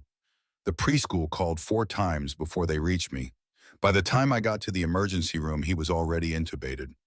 That must have been terrifying. It was the worst moment of my life, seeing him like that, knowing I hadn't been there when he needed me most. Claire looked up, meeting Ben's eyes across the hospital bed. I swore it would never happen again. I restructured the entire company around being available for my children, implemented remote work policies, flexible schedules, on-site childcare. That's why you understand about my schedule with Tyler, about putting him first. Claire nodded. When you opened your door that night and didn't hesitate to help us, didn't see us as an inconvenience or a complication, it meant more than you could know. It reminded me of the person I've tried to become.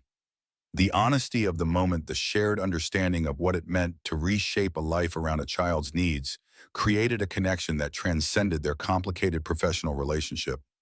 In the quiet hospital room with Liam sleeping fitfully between them, Ben recognized that his feelings for Claire had evolved far beyond admiration or attraction. He cared for her, deeply, completely. Not despite the complications she brought into his life, but because of the values those complications revealed. Her fierce protection of her children, her willingness to rebuild after betrayal, her determination to lead with both strength and compassion. The revelation should have alarmed him, given their professional relationship in the events of the past 24 hours. Instead, it settled into him with the quiet certainty of recognition. Not a new truth, but one he'd been avoiding acknowledging. Morning brought slight improvement. Liam's fever had decreased, and his oxygen requirements had stabilized. Claire, who had dozed fitfully in the chair beside the bed, looked exhausted but relieved when Dr. Reynolds delivered the cautiously optimistic update. The antibiotics are starting to work, the doctor explained. His white blood cell count is down slightly. We're not out of the woods, but we're heading in the right direction. After the doctor left, Ben convinced Claire to take a brief break. Go shower in the patient family room. I brought you clean clothes from your office emergency stash. I'll stay with Liam and call immediately if anything changes. Claire hesitated, maternal instinct warring with physical need. You'll be more help to him if you take care of yourself, Ben said gently. 15 minutes is that's all. She finally nodded, taking the small overnight bag he'd prepared. 15 minutes, not a second more. While she was gone, Ben sat beside Liam, who was awake but tired, the oxygen mask replaced with a nasal cannula that allowed him to speak. Is Mom okay? The boy asked, his voice weak but concerned. Ben smiled, touched by the child's awareness of his mother's distress, even through his own illness. She's okay, just worried about you, Rocket Man. She gets scared when I'm sick. Liam's fingers plucked restlessly at the hospital blanket. She tries to be brave, but I can tell. That's because she loves you more than anything in the world. Liam was quiet for a moment, then asked, Do you love my mom? The direct question caught Ben off guard. He considered deflecting, offering a child-appropriate evasion, but something in Liam's serious expression demanded honesty. I care about your mom very much, he said carefully. She's one of the strongest, kindest people I've ever met. Liam seemed to consider this answer, then nodded slightly. That's good. She smiles more when you're around. Before Ben could respond to this observation, Liam's eyes drifted closed again, exhaustion claiming him. Ben sat back in the chair, the child's simple insight echoing in his mind. Did Claire smile more when he was around? Did he make her happy in the same unexpected way she had brightened his life? Claire returned, looking marginally refreshed, her hair damp from the shower, wearing the clean clothes Ben had brought. Any change? He woke up for a few minutes, seemed more alert. Relief softened her features. Thank you for staying, for everything. I told you I'm here for whatever you need. Claire looked at him for a long moment, something unspoken passing between them. Then her phone buzzed. The hospital room's landline had poor reception, so she'd been periodically checking messages in the hallway. It's the office, she said, glancing at the screen. I should go. Take the call. I'll stay with Liam. Claire stepped into the hallway, returning minutes later with a troubled expression. The board is calling an emergency session. David has filed an intellectual property claim against SmartFlow using the information Alexandra provided. He's seeking an injunction to halt Project Nexus development. Ben frowned. He's moving faster than I expected. He knows I'm vulnerable right now with Liam in the hospital. Claire's voice hardened. He's always had perfect timing for attacks. When what will you do? Claire looked at her sleeping son, conflict evident in her expression. I can't leave him. Not now. Not again. So don't. Ben stood, decision made. I'll go. I'll represent the security division and provide the technical context the board needs. Ben, I can't ask you to. You didn't ask, I offered. There's a difference. He echoed her own words from their first meeting, earning a small, grateful smile. I know the security implications better than anyone except you. Let me do this for you, Claire. After a moment's hesitation, she nodded. Thank you. My assistant will brief you on the way. Just don't let them panic. David's legal claim is weak, but he's counting on fear to drive hasty decisions. I won't let that happen. As Ben prepared to leave, Claire caught his hand. Ben. She seemed about to say something more, then simply squeezed his fingers. Come back when it's done. Wild horses couldn't keep me away. He squeezed back and then gently released her hand. Take care of Rocket Man. I'll handle the board. The SmartFlow boardroom was tense when Ben arrived, executives speaking in urgent whispers that ceased when he entered. Marcus, the legal counsel, was distributing documents and looking grim. Where's Claire? Demanded Richard Benson, the lead investor and board chairman. With her critically ill son where she should be, Ben replied evenly. I'm here representing the security division and to provide technical context for David's claims. Richard frowned. This is an executive matter. With all due respect, Mr. Carson. With all due respect, Mr. Benson, Ben interrupted. I designed the security architecture that David is claiming to own. I understand the technical specifications better than anyone in this room, and Claire Anderson asked me to be here. His quiet confidence silenced the objection. The meeting began with Marcus outlining David's legal claim that Project Nexus incorporated proprietary security protocols he had developed during his tenure at SmartFlow. The preliminary filing includes code snippets and architecture diagrams that match our current development, Marcus explained. He's seeking both damages and an injunction to halt development until ownership can be determined. How did he get this information? Richard demanded. Alexandra Winters provided it, Ben said, keeping his voice neutral, as we discussed in yesterday's meeting. So Claire's CTO betrayed her, and now her ex-husband is using that information to potentially destroy the company.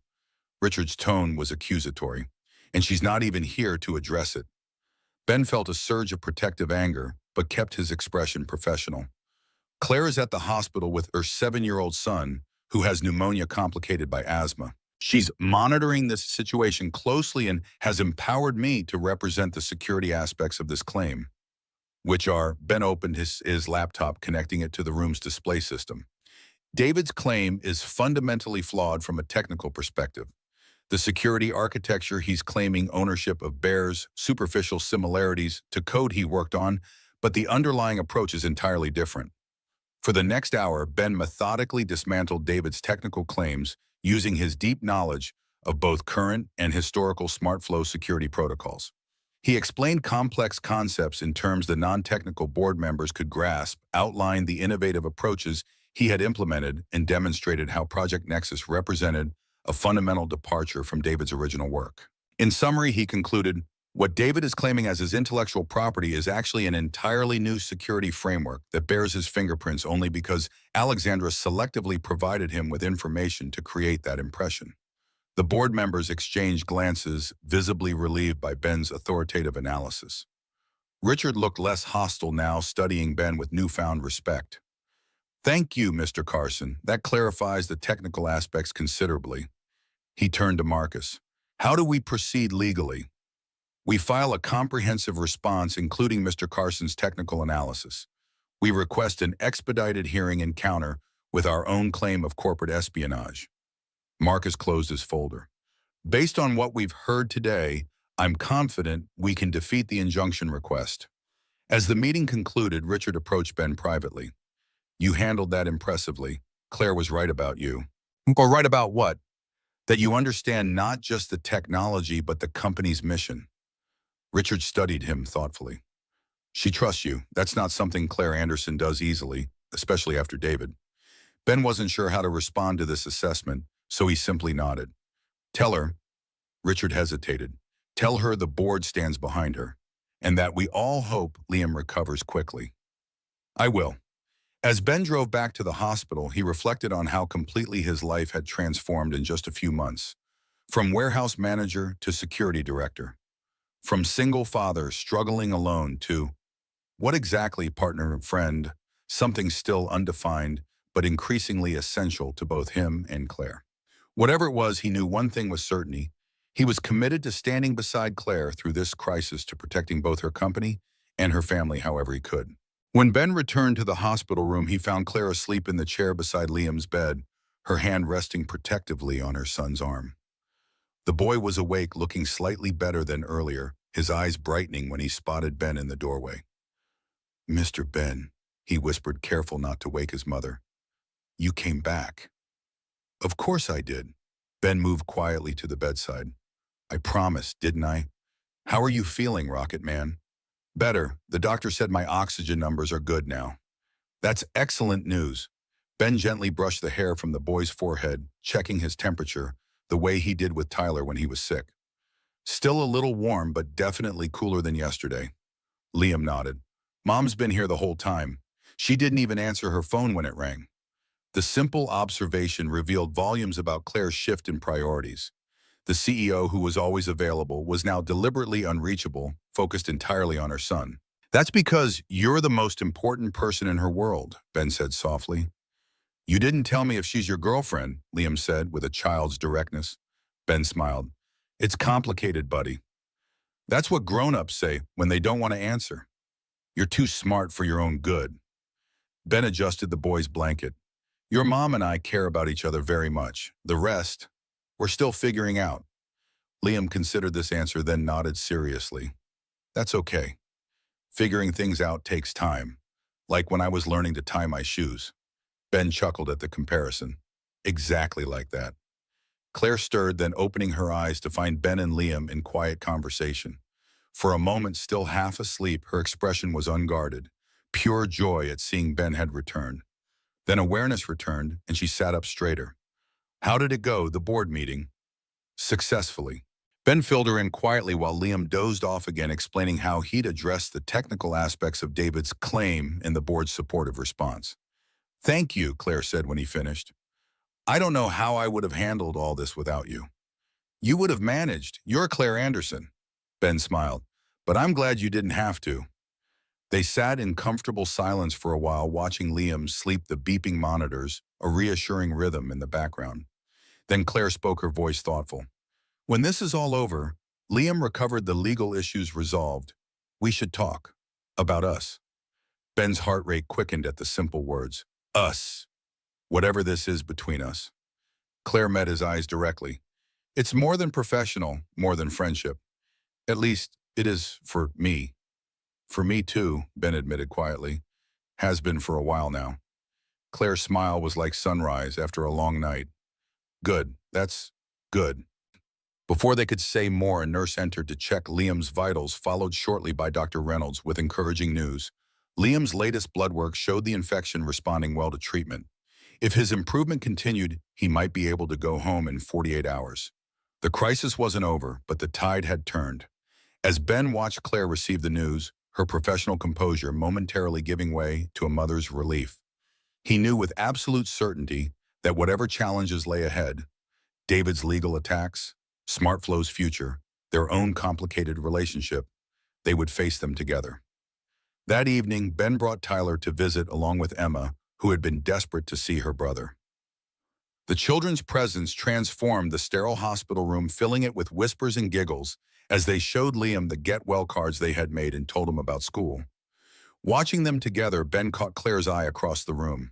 The connection between them was palpable, strengthened by crisis, cemented by shared values, evolving into something neither had expected, but both now recognized as essential. Whatever name they eventually gave it, whatever form it ultimately took, Ben knew one thing with certainty. The unexpected twist of Claire appearing on his doorstep that Friday night had changed the trajectory of his life in ways he could never have imagined, opening doors he had thought forever closed, offering not just professional redemption, but personal renewal as well. And despite all the complications, despite the challenges still to come, he wouldn't change a single moment of it. 3 days later, Liam was discharged from the hospital. His color had returned, the labored breathing replaced by occasional coughs that grew less frequent with each passing day. The medical crisis had eased, but the professional one continued to escalate. David's legal maneuvers had intensified. Beyond the intellectual property claims, he had launched a media campaign painting Claire as a ruthless executive who had pushed out her co-founder husband and stolen his innovations. The business press, always hungry for tech industry drama, amplified the story. Ben arrived at Claire's home the morning after Liam's discharge carrying breakfast and security equipment. He found the family in the kitchen, Liam still in pajamas, but clearly improving, Emma setting the table with careful precision, Claire reviewing documents, while simultaneously helping Liam with his breathing exercises.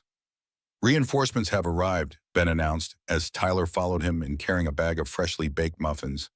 Mr. Ben Tyler. Liam's face brightened, though he still moved with the careful motions of someone recently ill. Claire looked up, exhaustion evident beneath her smile. You're a lifesaver, both of you.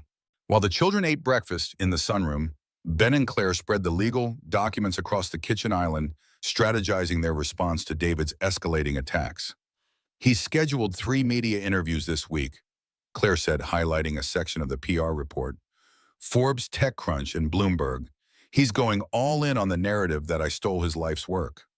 The technical evidence is on our side, Ben reminded her. Marcus is confident the IP claim will fail. The legal battle isn't what worries me most. It's the court of public opinion. Claire pushed back, her hair frustration evident. Perception matters to investors, to customers, to potential partners. David knows that. This isn't about winning in court. It's about damaging SmartFlow's reputation enough to devalue the company. Ben studied her across the counter. Despite everything, her son's illness, her ex-husband's attacks, the business crisis, she remained focused, strategic. It only deepened his admiration. What about Alexandra? Could her testimony help counter David's narrative? She's agreed to provide a statement confirming she leaked the information, but she's refusing to implicate David directly. Their relationship complicates everything. Claire sighed. And frankly, after her betrayal, her credibility is questionable anyway. Ben was about to respond when his phone chimed with a security alert. He checked the notification, frowning. What is it? Claire asked, instantly alert. Someone's probing your home network. Sophisticated pattern trying to find vulnerabilities. Ben was already opening his laptop. Don't worry, the new security system is blocking it, but the attempt is concerning. David. Likely, or someone working for him. Ben's fingers flew across the keyboard, tracing the intrusion attempt. He's escalating from corporate espionage to personal targeting. Claire's expression hardened. He knows I'm home with Liam. He's trying to rattle me, show he can reach into every aspect of my life. He's failing. Ben looked up from his screen. The security is holding, but this changes things, Claire. This isn't just about SmartFlow anymore. It's about your family's safety. Claire glanced toward the sunroom where the children were laughing together. I won't let him frighten me, or them. Good, because I have an idea. Ben closed his laptop, decision made. One that addresses both the security threat and the PR problem. I'm listening. We've been playing defense, responding to David's attacks, patching vulnerabilities after he exposes them. It's time to go on offense. Ben leaned forward, intensity in his voice. What if we completely reinvent SmartFlow's security architecture? Not just incremental improvements, but a fundamental paradigm shift that renders David's knowledge obsolete. That would take months of development resources we don't have while fighting this legal battle. Not if we use the adaptive learning framework I've been developing in my spare time. Ben pulled out his tablet, showing Claire the designs he'd been refining since joining SmartFlow. It's a self-evolving security system that learns from intrusion attempts, constantly rebuilding its own architecture. David wouldn't just be locked out, he'd be irrelevant. Claire studied the design's professional interest overriding fatigue. This is brilliant, Ben, but implementing something this innovative under our current circumstances would be exactly what the company needs. A bold move that shifts the narrative from scandal to innovation. Ben held her gaze. You didn't build SmartFlow by playing it safe, Claire. You built it by taking calculated risks when others wouldn't. Something rekindled in Claire's eyes. The entrepreneurial fire that had been temporarily dimmed by personal crisis. You're right, and it addresses our most immediate problem too. How so, Toyn? David's attacks are effective because they're personal. He knows me, knows how I think, how I respond. Claire tapped the tablet screen. But he doesn't know you. He can't anticipate your approach because it's fundamentally different from anything SmartFlow has done before. Ben nodded, following her reasoning. So we don't just implement a new security system. We announce it publicly, Claire finished. Position it as SmartFlow's next evolution, one that happens to render David's claims about stolen architecture completely moot. Exactly. Ben felt a surge of excitement at their shared vision. We changed the conversation from Claire versus David to SmartFlow's groundbreaking security innovation. The Adaptive Shield. Claire named it immediately, her business instincts engaging. First self-evolving security framework for manufacturing environments. I like it. Ben smiled, energized by her immediate grasp of his concept. Bold name for a bold approach. How quickly can we have a working prototype? With a dedicated team, 2 weeks for proof of concept, another 2 for beta implementation. Claire was already reaching for her phone. I'll call an emergency executive session for tomorrow morning. We'll need to reallocate resources, adjust development priorities. What about Project Nexus? The injunction hearing is in 3 weeks. We continue development on parallel tracks. The Shield becomes our public focus, our offense move, while Nexus continues as planned. Claire's expression grew determined. David wants a fight, we'll give him one he never expected. The next morning, Ben presented the Adaptive Shield concept to SmartFlow's executive team. Initial skepticism gave way to cautious enthusiasm as he outlined the technical approach, implementation timeline, and strategic advantages. This isn't just a defensive measure against David's attacks, Claire concluded after Ben's presentation. It's positioning SmartFlow at the forefront of dynamic security architecture, an innovation that will benefit our customers and partners for years to come.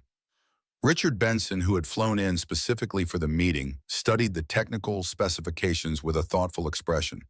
It's ambitious, risky even, but potentially game-changing. He looked up at Ben. You developed this concept on your own time. I've been working on adaptive security theories for years, Ben explained. It was originally designed for critical infrastructure protection, but the principles apply perfectly to SmartFlow's distributed manufacturing environment. And you're willing to assign the intellectual property rights to SmartFlow. With appropriate recognition and compensation, yes. Ben glanced at Claire. I believe in what this company stands for in its mission of making manufacturing smarter and more accessible. The shield belongs here. After thorough discussion, the executive team unanimously approved the project. Resources would be immediately reallocated with Ben leading a hand-picked development team. Claire would oversee the strategic implementation and public messaging. As the meeting concluded, Richard pulled Claire and Ben aside.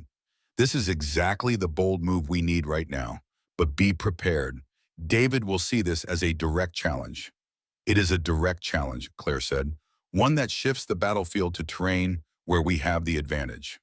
The next 3 weeks unfolded in a blur of intense development, legal preparations, and strategic planning. Ben practically lived at SmartFlow headquarters, leading his team through marathon coding sessions and architectural debates. The adaptive shield took shape rapidly, its innovative approach, capturing the imagination of even the most skeptical engineers. Claire divided her time between the office and home, ensuring Liam's continued recovery while preparing for both the injunction hearing and the shield announcement. The children spent afternoons together, sometimes at Ben's house under Mrs. Abernathy's watchful eye, sometimes at Claire's with Marianne. Their easy friendship became a source of stability amid the professional chaos. The night before the injunction hearing, Ben and Claire worked late at her home office, finalizing their legal strategy while the children slept upstairs. The shield prototype had exceeded expectations in preliminary testing, but they agreed to delay the public announcement until after the hearing. Tomorrow will determine whether we're announcing from a position of strength or damage control, Claire said, closing the final brief they'd been reviewing. Either way, we announce. Ben stretched, fatigue evident after weeks of minimal sleep. The shield is ready, and it's our best counter to whatever David has planned. Claire studied him across the desk, concern softening her professional focus. You're exhausted. When was the last time you slept more than 4 hours? I could ask you the same question. A small smile played at her lips. We make quite the pair, don't we? Workaholics with savior complexes. I prefer dedicated professionals with a healthy sense of responsibility. Claire's laugh was soft in the quiet house. Much better. Very corporate approved. The moment of levity faded, replaced by the weight of what tomorrow represented, not just for SmartFlow, but for them personally. The past weeks had deepened their connection, their shared crisis response, cementing a partnership that transcended professional collaboration. Whatever happens tomorrow, Ben said quietly, we face it together. Claire reached across the desk, taking his hand. Together. The courtroom was crowded the next morning. Industry journalists, curious competitors, SmartFlow employees. David sat at the plaintiff's table, impeccably dressed in an expensive suit, his attorney, a distinguished older man from a prestigious firm. Claire and Ben sat with Marcus at the defense table, their posture confident despite the stakes. As proceedings began, David's attorney presented their case. That Project Nexus incorporated proprietary security architecture David had developed that Claire had systematically pushed him out to claim sole credit for his innovations, that SmartFlow was essentially built on his intellectual property. When Marcus rose for the defense, he didn't immediately dispute these claims. Instead, he called Ben to the witness stand. Mr. Carson, please state your position at SmartFlow Solutions, Director of Security Architecture. And prior to joining SmartFlow, what was your professional background? Ben outlined his experience, Meridian Tech, his security patents, his consulting work. He explained how he had completely redesigned SmartFlow's security infrastructure, implementing approaches fundamentally different from those used during David's tenure. Would you characterize Project Nexus as derivative of Mr. Spencer's previous work? No, Project Nexus utilizes security architecture. I designed it incorporating principles that didn't exist when Mr. Spencer was with the company. David's attorney cross-examined aggressively, trying to portray Ben as Claire's puppet, suggesting he had been hired specifically to create a veneer of originality over David's stolen concepts. Ben remained composed, his technical expertise evident, as he methodically dismantled each accusation with precise, accessible explanations of the architectural differences. When Claire took the stand, the atmosphere intensified. David leaned forward, his expression hard as he watched his ex-wife swear to tell the truth. "Ms. Anderson," Marcus began, "did you hire Mr. Carson specifically to replace architecture designed by Mr. Spencer?" "No, I hired Mr. Carson because of his exceptional talent and innovative approach to security design, which we desperately needed after discovering vulnerabilities in our existing systems." "And these vulnerabilities, were they in systems designed by Mr. Spencer?" "Yes, systems that had become increasingly inadequate as our company grew and evolved." David's attorney's cross-examination was personal and pointed clearly, attempting to provoke an emotional response. He suggested Claire had systematically undermined David both professionally and personally, that she had orchestrated his removal to gain control of his company. Claire remained composed, addressing each accusation with calm clarity. When asked about Alexandra Winter's role in providing information to David, she didn't vilify her former CTO, but instead expressed disappointment in the breach of trust, while acknowledging Alexandra's technical contributions to the company. By the time closing arguments concluded, the momentum had clearly shifted. The judge announced she would issue her ruling on the injunction request within 48 hours, but her questions throughout had suggested skepticism toward David's claims. Outside the courthouse, reporters clustered around both parties. David made a brief cutting statement about corporate betrayal and his determination to reclaim what was rightfully his. When the microphones turned to Claire, she surprised everyone with her response.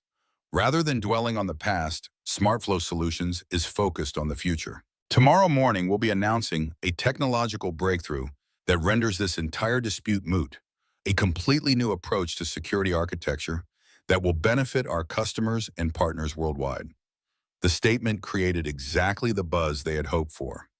By evening, tech publications were speculating about SmartFlow's mysterious announcement, the legal drama temporarily overshadowed by innovation intrigue.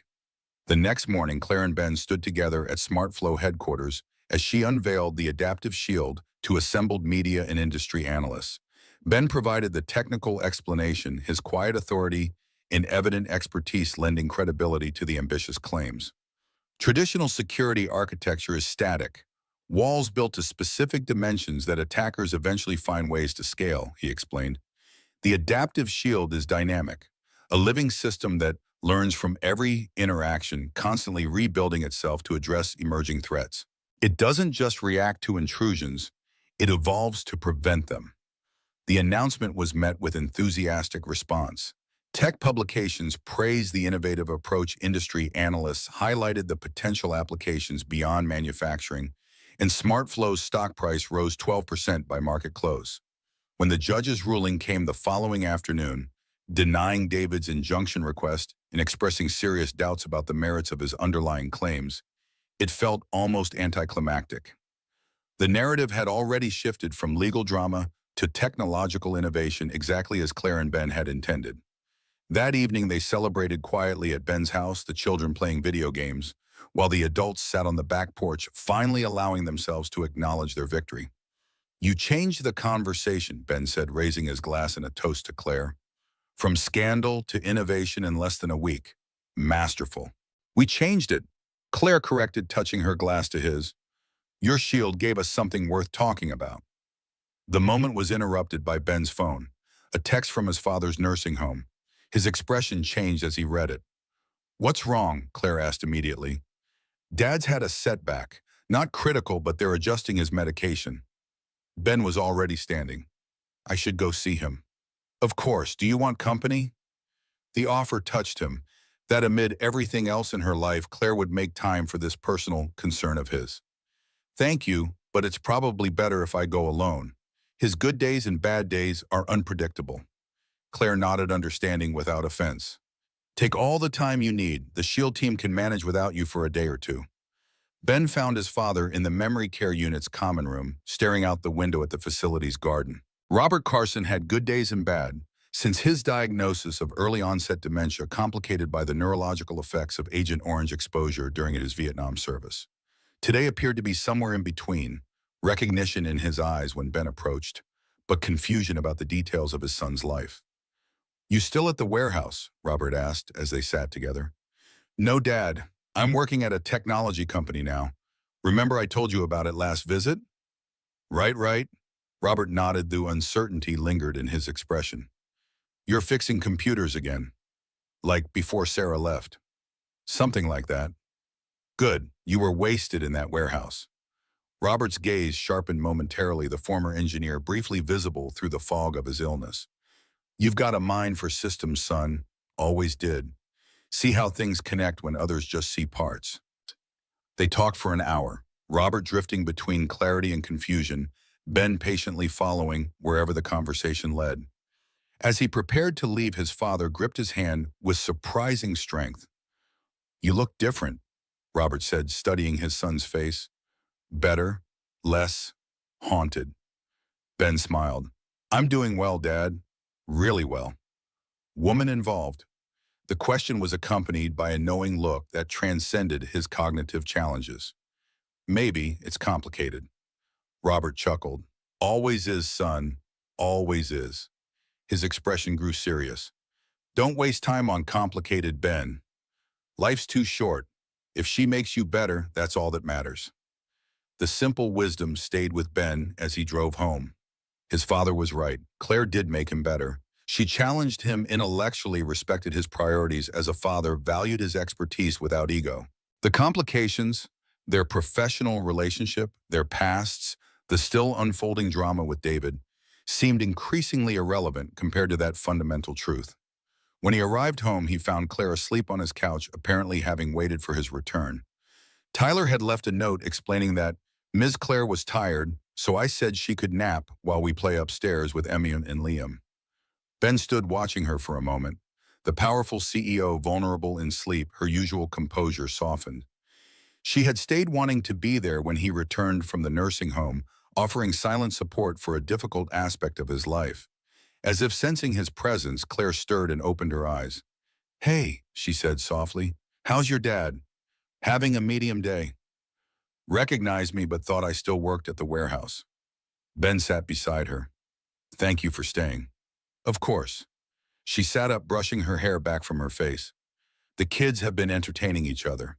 They've created some elaborate game involving dinosaurs and space exploration." Ben smiled, imagining the scenario. "Sounds about right." They sat in comfortable silence for a moment, then Claire spoke. "I've been thinking about what's next. For SmartFlow, for the Shield, for everything we've started.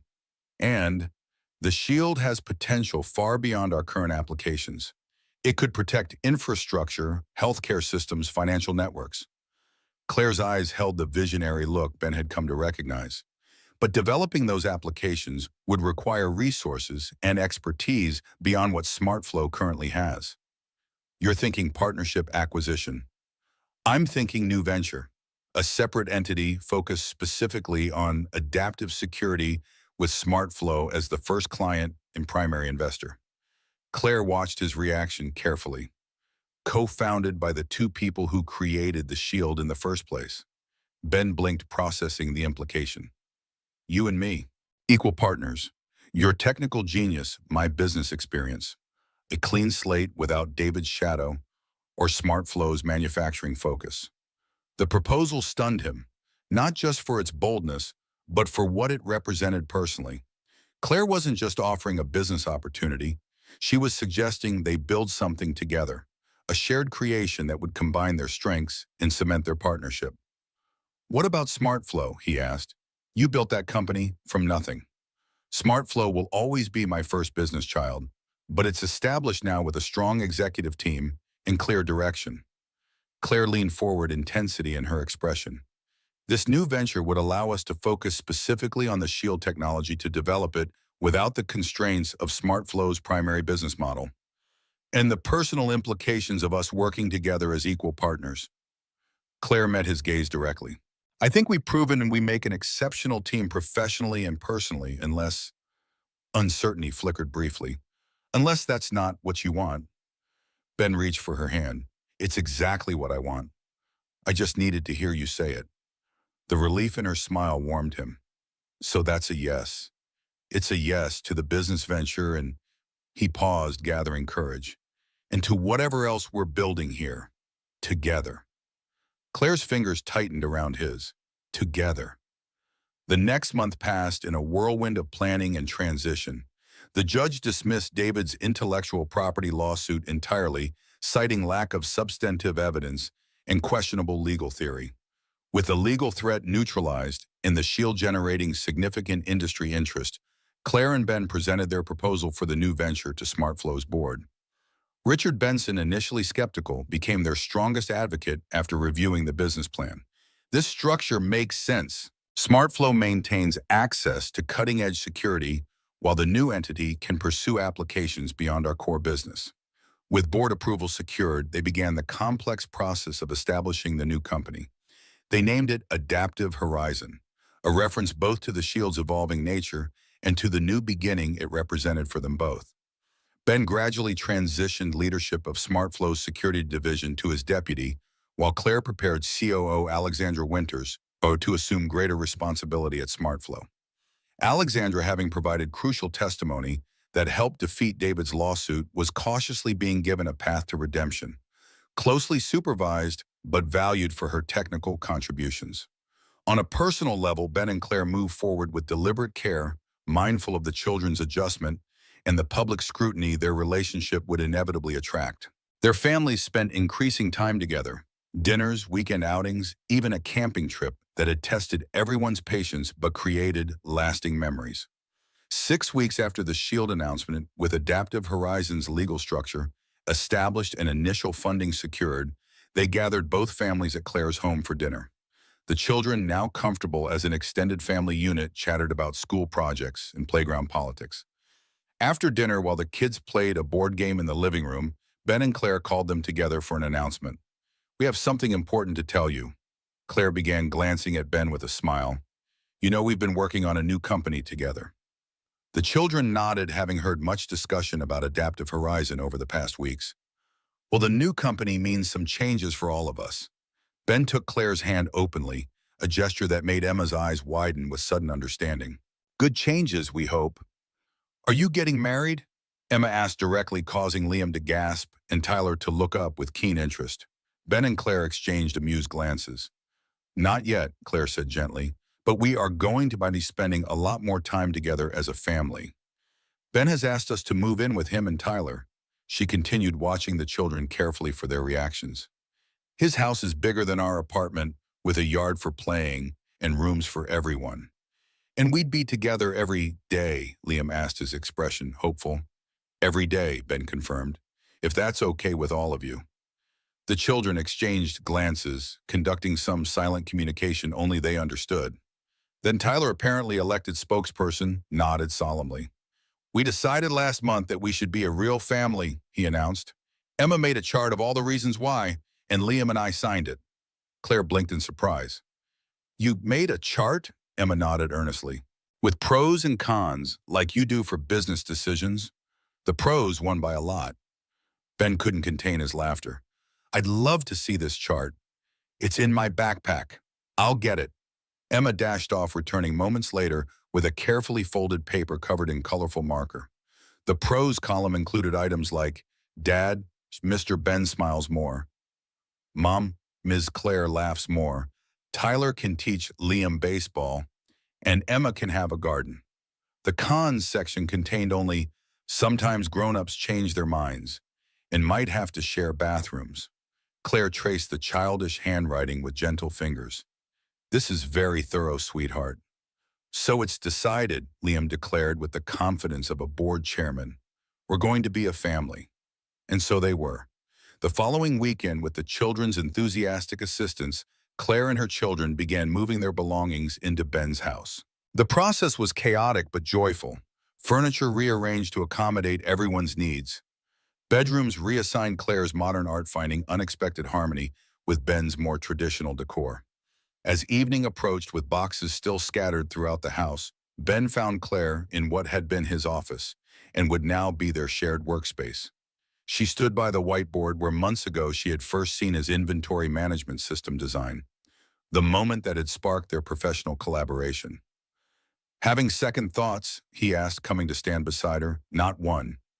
Claire leaned against him as his arms circled her waist. Just marveling at how much has changed since I saw this whiteboard. Since I showed up at your door with two hungry children and a lie about who I was. Not a lie, Ben corrected. Just an incomplete truth.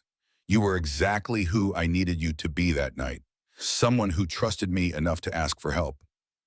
Claire turned in his arms. And you were exactly who I needed. Someone who saw beyond titles and expectations to what really mattered. Outside, they could hear the children laughing as they arranged Liam's dinosaur collection on his new bookshelf. The sound of family, not just children, but a home being created through the deliberate joining of separate lives. I was so afraid of needing anyone after Sarah left, Ben admitted quietly, of letting Tyler become attached to someone who might disappear. And I was terrified of trusting my heart to someone who might be interested in me for the wrong reasons. Claire's hand rested over his heart. We were quite the pair of wounded souls, weren't we? Not anymore. Ben covered her hand with his. Now we're something else entirely. Before she could respond, Tyler appeared in the doorway. Dad, Ms. Claire, come quick. Grandpa's here. They followed him to the front door where Robert Carson stood on the porch supported by his nurse. It was one of his good days. Clarity in his eyes as he took in the moving boxes and the children hovering excitedly nearby. Surprise inspection, he announced with a wink to Ben. Wanted to see this new family arrangement for myself. Dad, you should have called. We could have picked you up. Ben helped his father into the living room, clearing a path through the boxes. And missed seeing the real chaos never. Robert settled onto the couch, immediately drawing the children's attention. Now who's who here? I need a proper introduction to my new grandchildren. The casual claim brought tears to Claire's eyes. She watched as Ben proudly introduced Emma and Liam, as the children immediately accepted this new grandfather figure, as Tyler showed off the family chart Emma had created. Later, after Robert had been returned to the nursing home with promises of weekly visits, they put the exhausted children to bed in their new rooms. The house finally quiet, Ben and Claire sat on the back porch steps, much as they had the night she'd first mentioned the consulting opportunity. Your father called them his grandchildren, Claire said softly, so naturally as if it was already settled. For him it is settled. In his mind, if we're together, they're family. Ben's arms settled around her shoulders. He's right, you know, about what matters. Claire nodded, leaning into him. I think I knew that night you opened your door. When you didn't hesitate, didn't judge, just made room at your table. She looked up at him. I didn't expect to find you. I wasn't even looking.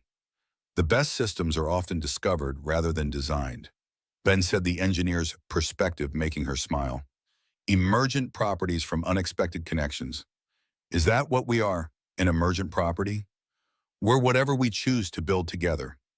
Ben's voice held the quiet certainty that had become his hallmark. A company, a family, a future. 2 months later, Adaptive Horizon launched officially.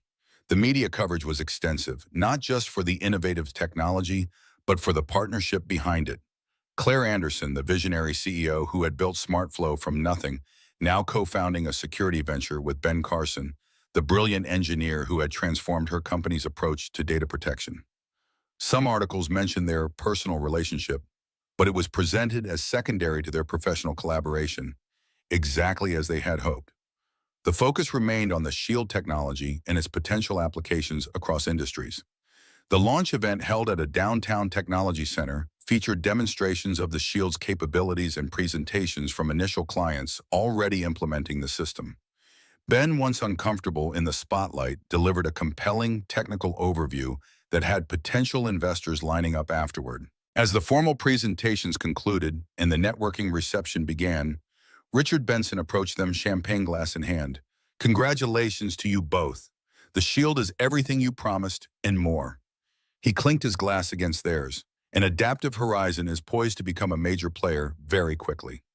Thank you for your support, Richard, Claire said. SmartFlow's backing made this possible. Smart investment, that's all. Richard's expression grew more personal. And I'd be lying if I said I wasn't pleased to see you both so fulfilled, professionally and otherwise. As Richard moved on to greet other guests, Ben and Claire exchanged amused glances at his diplomatic reference to their relationship. Speaking of otherwise, Ben said quietly, leading Claire to a quieter corner of the reception, I've been thinking about something your daughter said. Emma, what wisdom has she imparted now? When we told the kids about moving in together, she asked if we were getting married. Claire's eyebrow raised. I remember. We said not yet. Ben reached into his pocket, withdrawing a small velvet box. I've been thinking about that yet. Claire's breath caught as he opened the box, revealing a ring with a single elegant emerald surrounded by small diamonds. Ben, I'm not proposing formally. Not here, not now. That deserves a more private moment with the children involved. His eyes held hers steadily. But I wanted you to know that I've bought the ring. That whenever you're ready, whenever the timing feels right for our family, I'm ready to make it official. Claire touched the ring gently, then closed the box and returned it to his hand. Keep it safe. The right moment will come. Sooner rather than later, I think. Their private moment was interrupted by Alexandra Winters, now SmartFlow's acting COO, approaching with an industry analyst in tow. They smoothly transitioned back to professional mode, fielding questions about implementation timelines and scalability. Hours later, after the event concluded successfully and they had returned home to relieve Mrs. Abernathy from childcare duties, they checked on the sleeping children before retiring to their room. Emma asked me about wedding dresses last week, Claire mentioned as they prepared for bed, completely out of nowhere. I think the children are plotting something. Ben laughed softly. Tyler asked if Grandpa could come live with us after the wedding. When I said we weren't planning a wedding yet, he gave me this look like I was being deliberately obtuse. They're 3 steps ahead of us, as usual. Claire settled beside him, her head finding its familiar place on his shoulder. Maybe we should catch up. Maybe we should. Ben's arm tightened around her. I was thinking, what about a small ceremony here, just family, close friends? The children could help plan it. I'd like that. Claire's voice was soft in the darkened room. Something simple and real.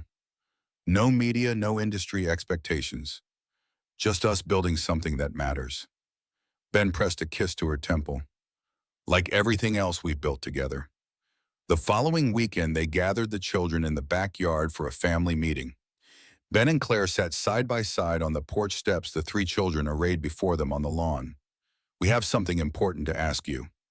Claire began, smiling as the children immediately perked up, sensing a significant announcement. Ben reached for her hand. We've been thinking about making our family official. Legally official. You're getting married, Emma exclaimed, unable to contain herself. I knew it. Well, that depends, Ben said seriously. We wanted to ask what you 3 think about it first. The children exchanged glances of disbelief at the adults' apparent obtuseness. We already decided, Tyler said, his tone suggesting this should have been obvious. Remember the chart? The chart was about living together, Claire pointed out. Marriage is a little different. Liam stood, hands on his hips, in an unconscious mimicry of his mother's decisive stance. We vote yes. Unanimous. Unanimous, huh? Ben tried to maintain a serious expression despite his amusement. Well, that's good to know, because we were thinking about having the wedding right here in our backyard, and we'd need your help to plan it. The reaction was immediate and enthusiastic. All 3 children talking at once about decorations and cake and who would get to hold the rings. I think that's a yes, Claire murmured to Ben, watching their excitement with shining eyes. I think you're right. Ben squeezed her hand. Family decision officially approved. 6 weeks later, on a perfect autumn afternoon, their backyard was transformed. Paper lanterns hung from tree branches, wildflowers arranged in mason jars lined a simple aisle, and a wooden arch covered in ivy stood beneath the old oak tree.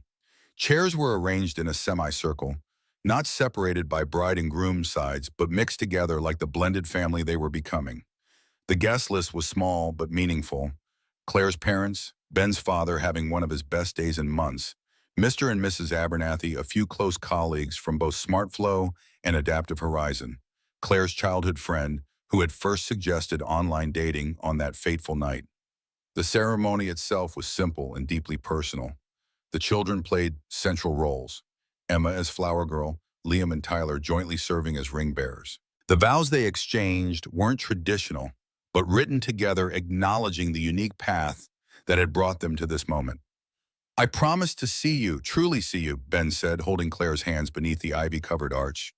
Not the CEO, not the business partner, but the woman who stood on my porch that night, brave enough to ask for help, strong enough to offer it in return.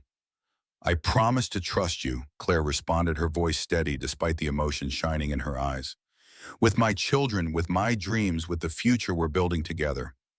To remember that the strongest systems are those that adapt and grow, that find strength in connection rather than isolation. After the simple ceremony, the celebration continued into evening. Dinner at tables set up on the lawn, dancing to music played through speakers. Tyler had proudly set up cake that the children had helped design with minimal parental intervention regarding the three-tier dinosaur theme. As twilight deepened and the paper lanterns glowed like stars among the trees, Ben found Claire standing alone for a moment, watching the children chase fireflies across the yard. "Mrs. Carson," he said softly, coming to stand beside his wife. "Or is it Anderson Carson? We never did decide officially." "Anderson Carson professionally, Carson personally." Claire leaned against him. Best of both worlds. They stood in comfortable silence, taking in the scene before them. Their children playing together, their friends and family mingling easily, their home illuminated for celebration. So different from that first night when Claire had appeared on Ben's doorstep with her children waiting hungry in the car. "I never thanked you," Claire said suddenly, "for opening your door that night, for seeing me when I was pretending to be someone else. You didn't need to thank me. You gave me something far more valuable in return." Ben's arms circled her waist. "A second chance. At my career at Trust, at everything. A second chance engineer," Claire said with a smile. "Building something new from what others might have discarded." "Building it together," Ben corrected, drawing her closer as their children ran laughing toward them, whole and happy in the gathering dusk. "That's the only design that matters." As the family embraced beneath the lantern light, their separate journeys finally completely merged into one shared path forward. Ben thought of his father's simple wisdom from that day at the nursing home. If she makes you better, that's all that matters. Standing in his backyard, surrounded by the family they had created together, Ben knew with absolute certainty that they had indeed made each other better, as parents, as professionals, as people. And in doing so, they had engineered the most complex, most rewarding system of all, a family built on second chances, stronger for having been broken, more valuable for having been rebuilt with deliberate care and enduring love. The unexpected twist of Claire appearing on his doorstep that Friday night had changed the trajectory of Ben's life in ways he could never have imagined, opening doors he had thought forever closed. And despite all the complications, despite the challenges they had overcome together, he wouldn't change a single moment of the journey that had led them here, to this perfect, ordinary miracle of belonging.